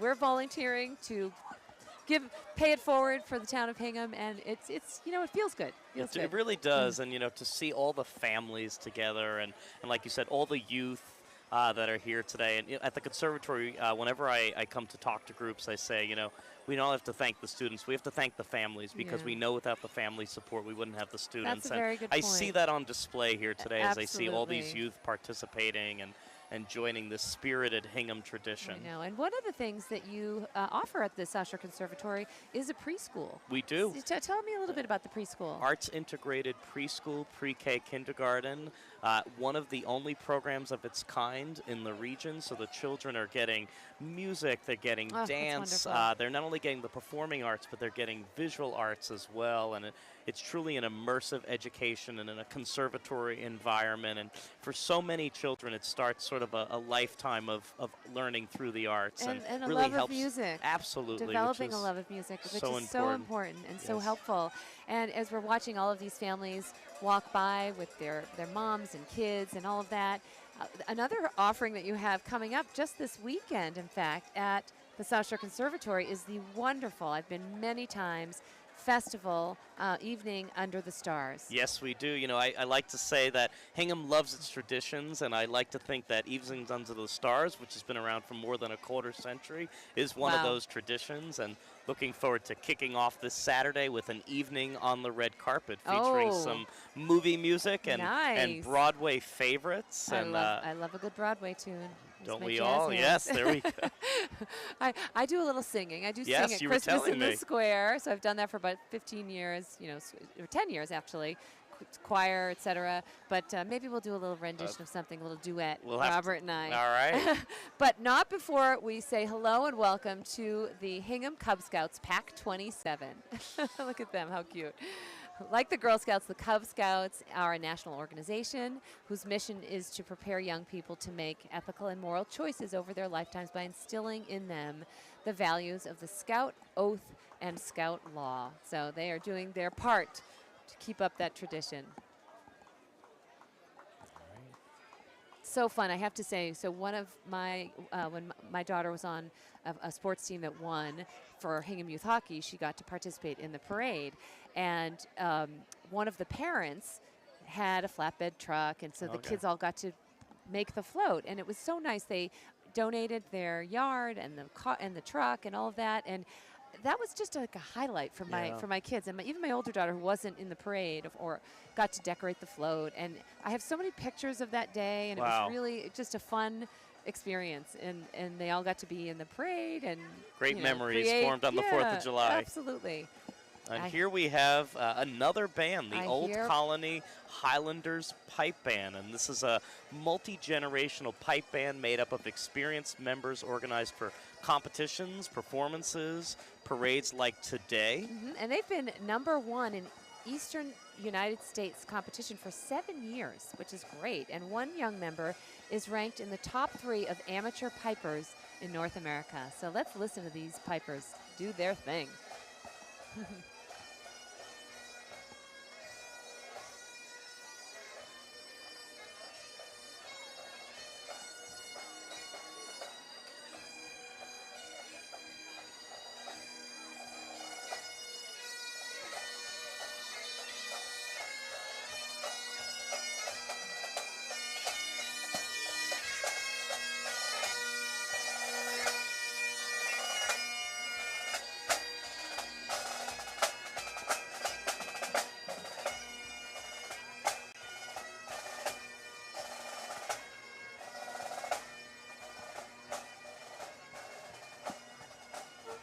Again, that was the Old Colony Highlanders Pipe Band. You know, one of the things I love about the parade is just the variety of cars. We're seeing so many different types of automobiles today, a lot of historic vehicles. I think we see a classic Mustang passing by now. Right behind it, I love this very one. Peace and love. retro VW van. Coming up next is the Best of Parade. So this is a huge honor, and they're making their way down, marching. The Hingham Congregational Church, also celebrating the theme of Together for the 4th. And they are celebrating their 175th Jubilee. Amazing. Oh, what a great float.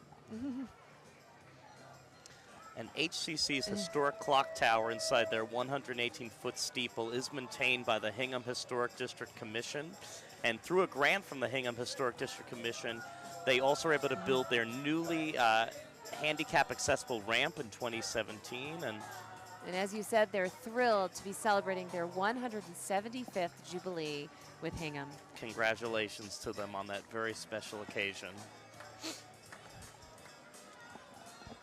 History happens here for sure in Hingham. Absolutely. So much history and Speaking tradition. of history, Oh, I think my we've goodness. got the Bear Cove Fire Museum, one of the other very important elements here in Hingham that helps to preserve our history. And they house a collection dating back to the early years of firefighting in Hingham and surrounding towns using primarily Hingham artifacts. So in the collection are the remains of the first fire engine, but I believe this is an antique fire engine, very cool.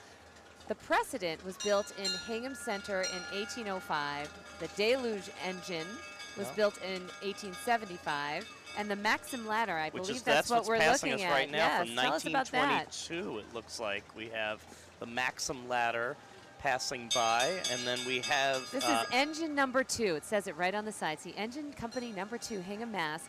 This group was able to get this up and running. It's the 1935 Ahrens Fox pumper. wow. And here it is rolling on down Main Street. What an amazing sight to see. It's considered the Rolls-Royce of fire engines. And this fire truck saw duty in Hingham from June 17, 1935 until November 11, 1961. And they said at the Bear Cove Fire Museum that that engine could fight fires today if necessary. So Wow. how about that for restoration? Really put together some wonderful floats, the Bear Cove Fire Museum.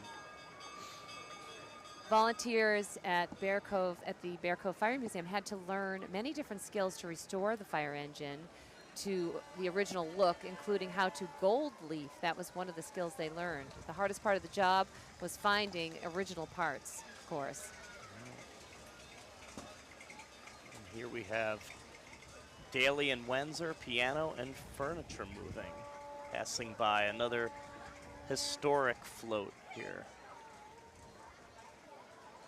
Feel like we're stepping back in time exactly, we are. seeing these floats. You know, as we see some of these historical artifacts pass by, it's important to note that right across the street at the Hingham Historical Society, they have a wonderful heritage museum, which is chock full of their archives and other historical artifacts. If you have a moment, check that out.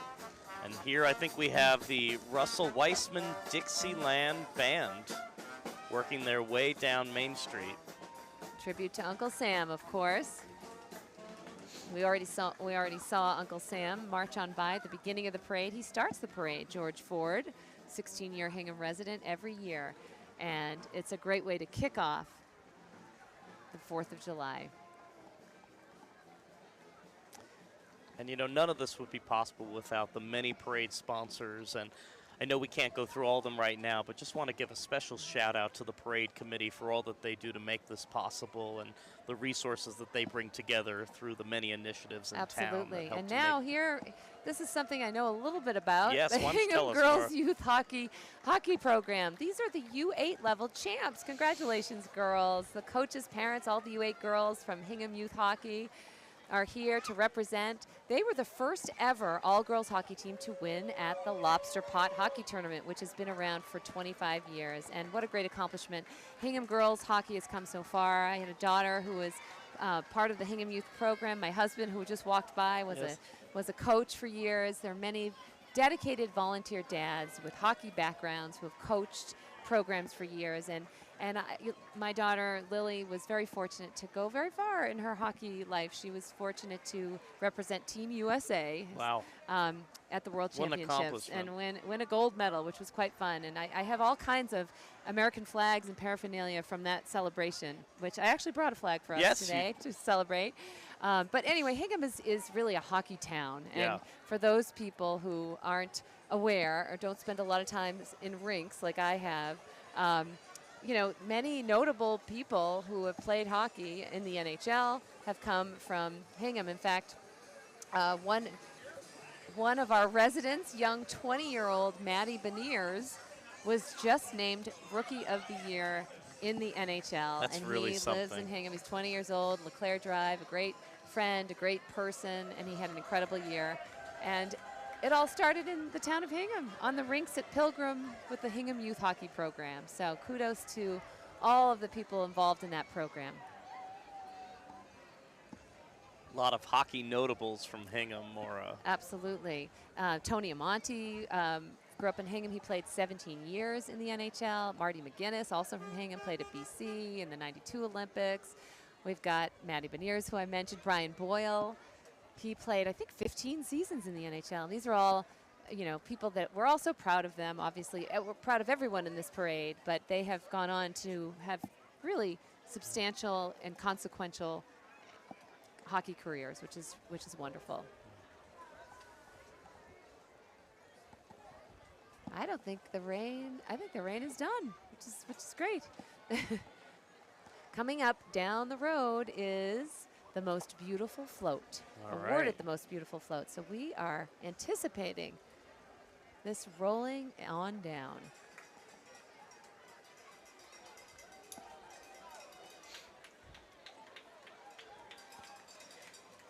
It really does take a lot of effort from many different people, right, to pull these things off. And Yes. when you're honored with the most beautiful float, I think that probably feels pretty good. Some accomplishment. And it looks like the winner is the Hingham Maritime Center. Oh, congratulations. Oh, that really is fantastic. The Maritime Center for over 50 years has offered sailing, rowing, maritime education, and community access to Hingham's picturesque waterfront. They've taught sailing and rowing to over 10,000 participants, and they look forward to fostering self-reliance, teamwork, physical fitness, and a solutions-oriented approach to thousands more. You know, and one of the features that makes Hingham such a great place to live is all of the natural resources, and our Yes. harbor is one of them. And Hingham Harbor has 21 miles of shoreline, and the Maritime Center is right along the harbor, and actually that leads us into the Hingham High crew because they do a lot of practicing Yes, they there, do. as well as Bear Cove, but They really take pride in the waterways of the Hingham Harbor, which is where they row and train. It is a 100% parent volunteer-run group. It's amazing, offering rowing as a sport to that's over really 120 amazing. Hey Hingham guys, High hi School Sam. students. I know Sam. Sam Ackerman, a member of the rowing team. 100% parent volunteer run. I mean, that is significant, and kudos to them and thank you to them. Oh, this is a terrific float. Wow. Wow. They're showcasing their boats. Thanking their community partners who helped to pull it all together. Hey. They fundraised to run 4 fleets, 12 racing boats, 10 trailers, 6 safety motor coach boats, and 38 Erg indoor rowing machines. Yes. Exactly. And their sponsors, doing a little Mass rowing right Movement, now on the- Krigsman Yoga, and also Mass Movement and Cycletown. Hingham crew operates thanks to 8 community agreements to access and train and tow on Hingham Harbor. We're hearing a little God Bless America Which come I down the love. parade way. And this is the Roma Band, I believe. Roma Band musicians continue a long-standing tradition to provide crowd-pleasing Italian and patriotic music. With a light from above.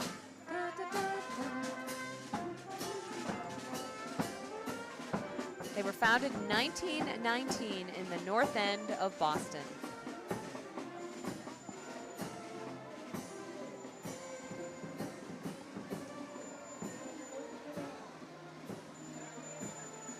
And this is Curtis Okay. Farm Tractor and Tree Service. Oh, and here we have the, The Company Theater. and they are gearing up for a production of Joan of Arc rock opera. Company Theater entertains, enlightens, and energizes audiences with high-quality productions, and through the Academy inspires students of all ages through the power of the performing arts. There's Zoe Bradford, their artistic director. Hello, love Zoe. it. Happy 4th. Be sure to support them. Joan of Arc, the rock musical, begins July 28th through August 20th. Here we have another team. This looks like Hingham Little League. I love the unis. And the dads, you see, I'm Yep. sure those are all the volunteer dads who are coaching, spend a lot of hours logged on the baseball pitching mound and in the field. And right behind them, we have Hingham Softball. Hingham Softball is a relatively new program in town, but has enjoyed a lot of success in its short lifespan. So we caught one of these. We haven't caught any candy yet, I'm noticing. I hope they don't throw softball, because if I don't catch that, it could get ugly. I have my red nose here. Maybe if I wear the red nose, I'll catch some candy. Oh, this is great. Still part of Hingham Girls Softball. Love these.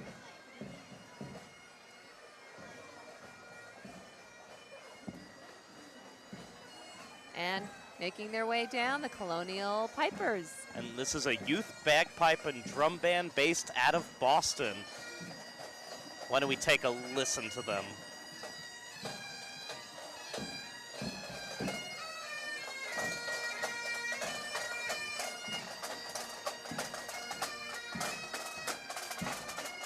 This band was founded in 1972 by the late Father Francis Crowley. Father Crowley held to the unwavering belief that young people can do great things, and true to his vision of a band fueled by the energy of youth, the CPBB is based on principles of peer mentoring, student leadership, and a steady dose of fun and silliness. Gotta have the I fun love and that silliness part. in there. I love that. You know, we've been talking a lot about the Hingham 4th of July Parade Committee, and now would be a great time to recognize our sponsors who have donated to the parade, and there are many. A.W. Perry, the longest and strongest sponsor to the Hingham 4th of July Parade Committee, Hingham Institution of Savings, Kate Johnson, McCusker Gill, Duncan at 315 Lincoln Street, the Fruit Center, South Shore Conservatory, and Richard Insurance. And we have Turner Custom Building, Tracy Environmental Consulting, the South Shore Country Club, Raphael's Greenside Grill, Hingham Jewelers, Talbot's, Color Max, Pfeiffer Pinkham LLC, Bolt Depot. Pine Cohane, Hingham Lumber Company, Notre Dame Academy, Hingham Rotary, Drohan, Taccio and Morgan PC, Michael Handerhan Remodeling, Hingham Department of Public Works, Hingham Firefighters Association, Hingham Municipal Light Plant. The Hingham Police Department, and we see they're such a big part of today in keeping everyone safe and keeping the parade on track. Weather Vane Companies, LaRusso Bristol Stone, Plymouth Quarries, The Range Bar and Grill, 17 Emerald Street B&B, Justice Hardware, and George Washington Tacoma. And clearly so many dedicated and generous volunteers that make this all possible. Yes, and another special thanks to our sponsors who help us to put it all together. And now here we have the Hingham High School wrestling team. And the theme of their entry this year is Hingham Wrestling Makes History, 10 times Patriot League champions. That's amazing. The present-day wrestlers and the alumni associated with the wrestling team from the past 10 years helped to put together this float. And they're all there, and they're sporting their Hingham wrestling gear and marching in the parade. So past and present, everyone who was involved in the program. That's so nice. They are fired up. Oh, they needed a little rain gear for the mannequin on the back of that float.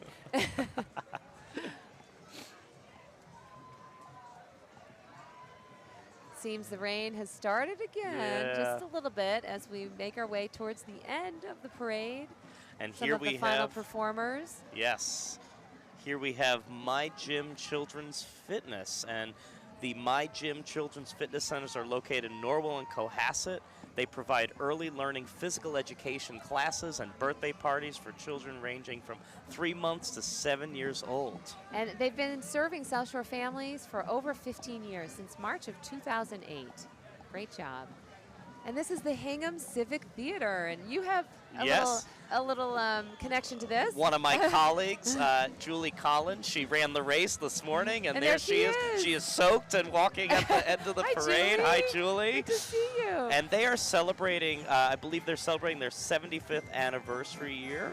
They've been performing since 1948, and their mission is to bring live musical theater to the South Shore, and they have a production of Grease coming up soon in August. One of my all-time faves. Go Grease Lightning. That's right. All right. I think we have here the Boston City Windjammers, who have been marching since 1999.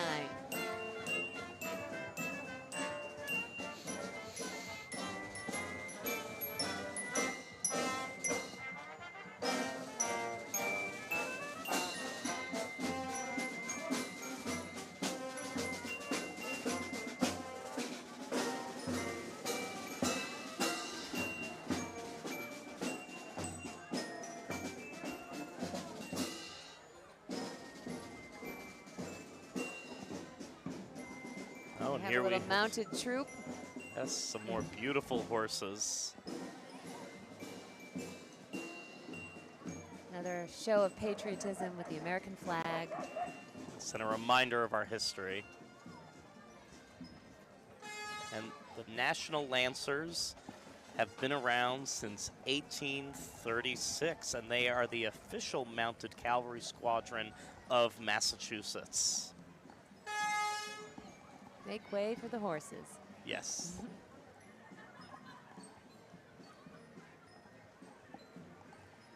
Next, we'll have a mariachi band making their way down Main Street to delight the onlookers and the parade goers.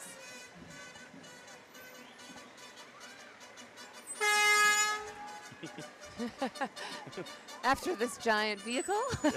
Let's hope the horn doesn't drown out the mariachi band. No fun. Oh, and here they are in traditional attire.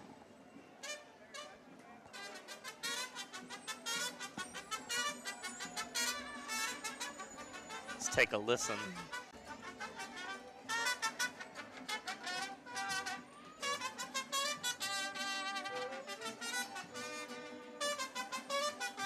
I feel like we're being personally serenaded here by the mariachi band.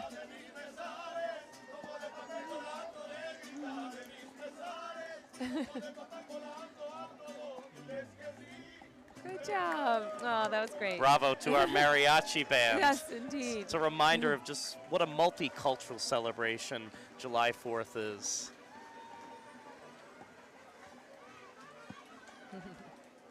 Waves aplenty.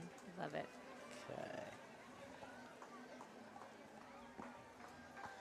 And here is another nod to our parade sponsors. Yes, this is the 4th of July Parade Committee. Again, we can't say enough about the work that they do and who they rely on. And these are the sponsors right here. They're listed. It's a beautiful listed them. banner. And that's the end of our parade. Yes. We finish with the 4th of July Parade Committee. A shout out to Jim Murphy, who is the committee chair. Yes. He has done a fantastic job. He's been with the organization forever. And that's a wrap for us here at Harbor Media. We thank you so much for joining us. And we are grateful to be here and bring this to our town. Harbor Media is live on HD, Comcast 1072, Verizon 2131. For all of us at Harbor Media, I'm Maura Fardin. And I'm Robert Chinante. And happy 4th of July, everyone. Happy 4th.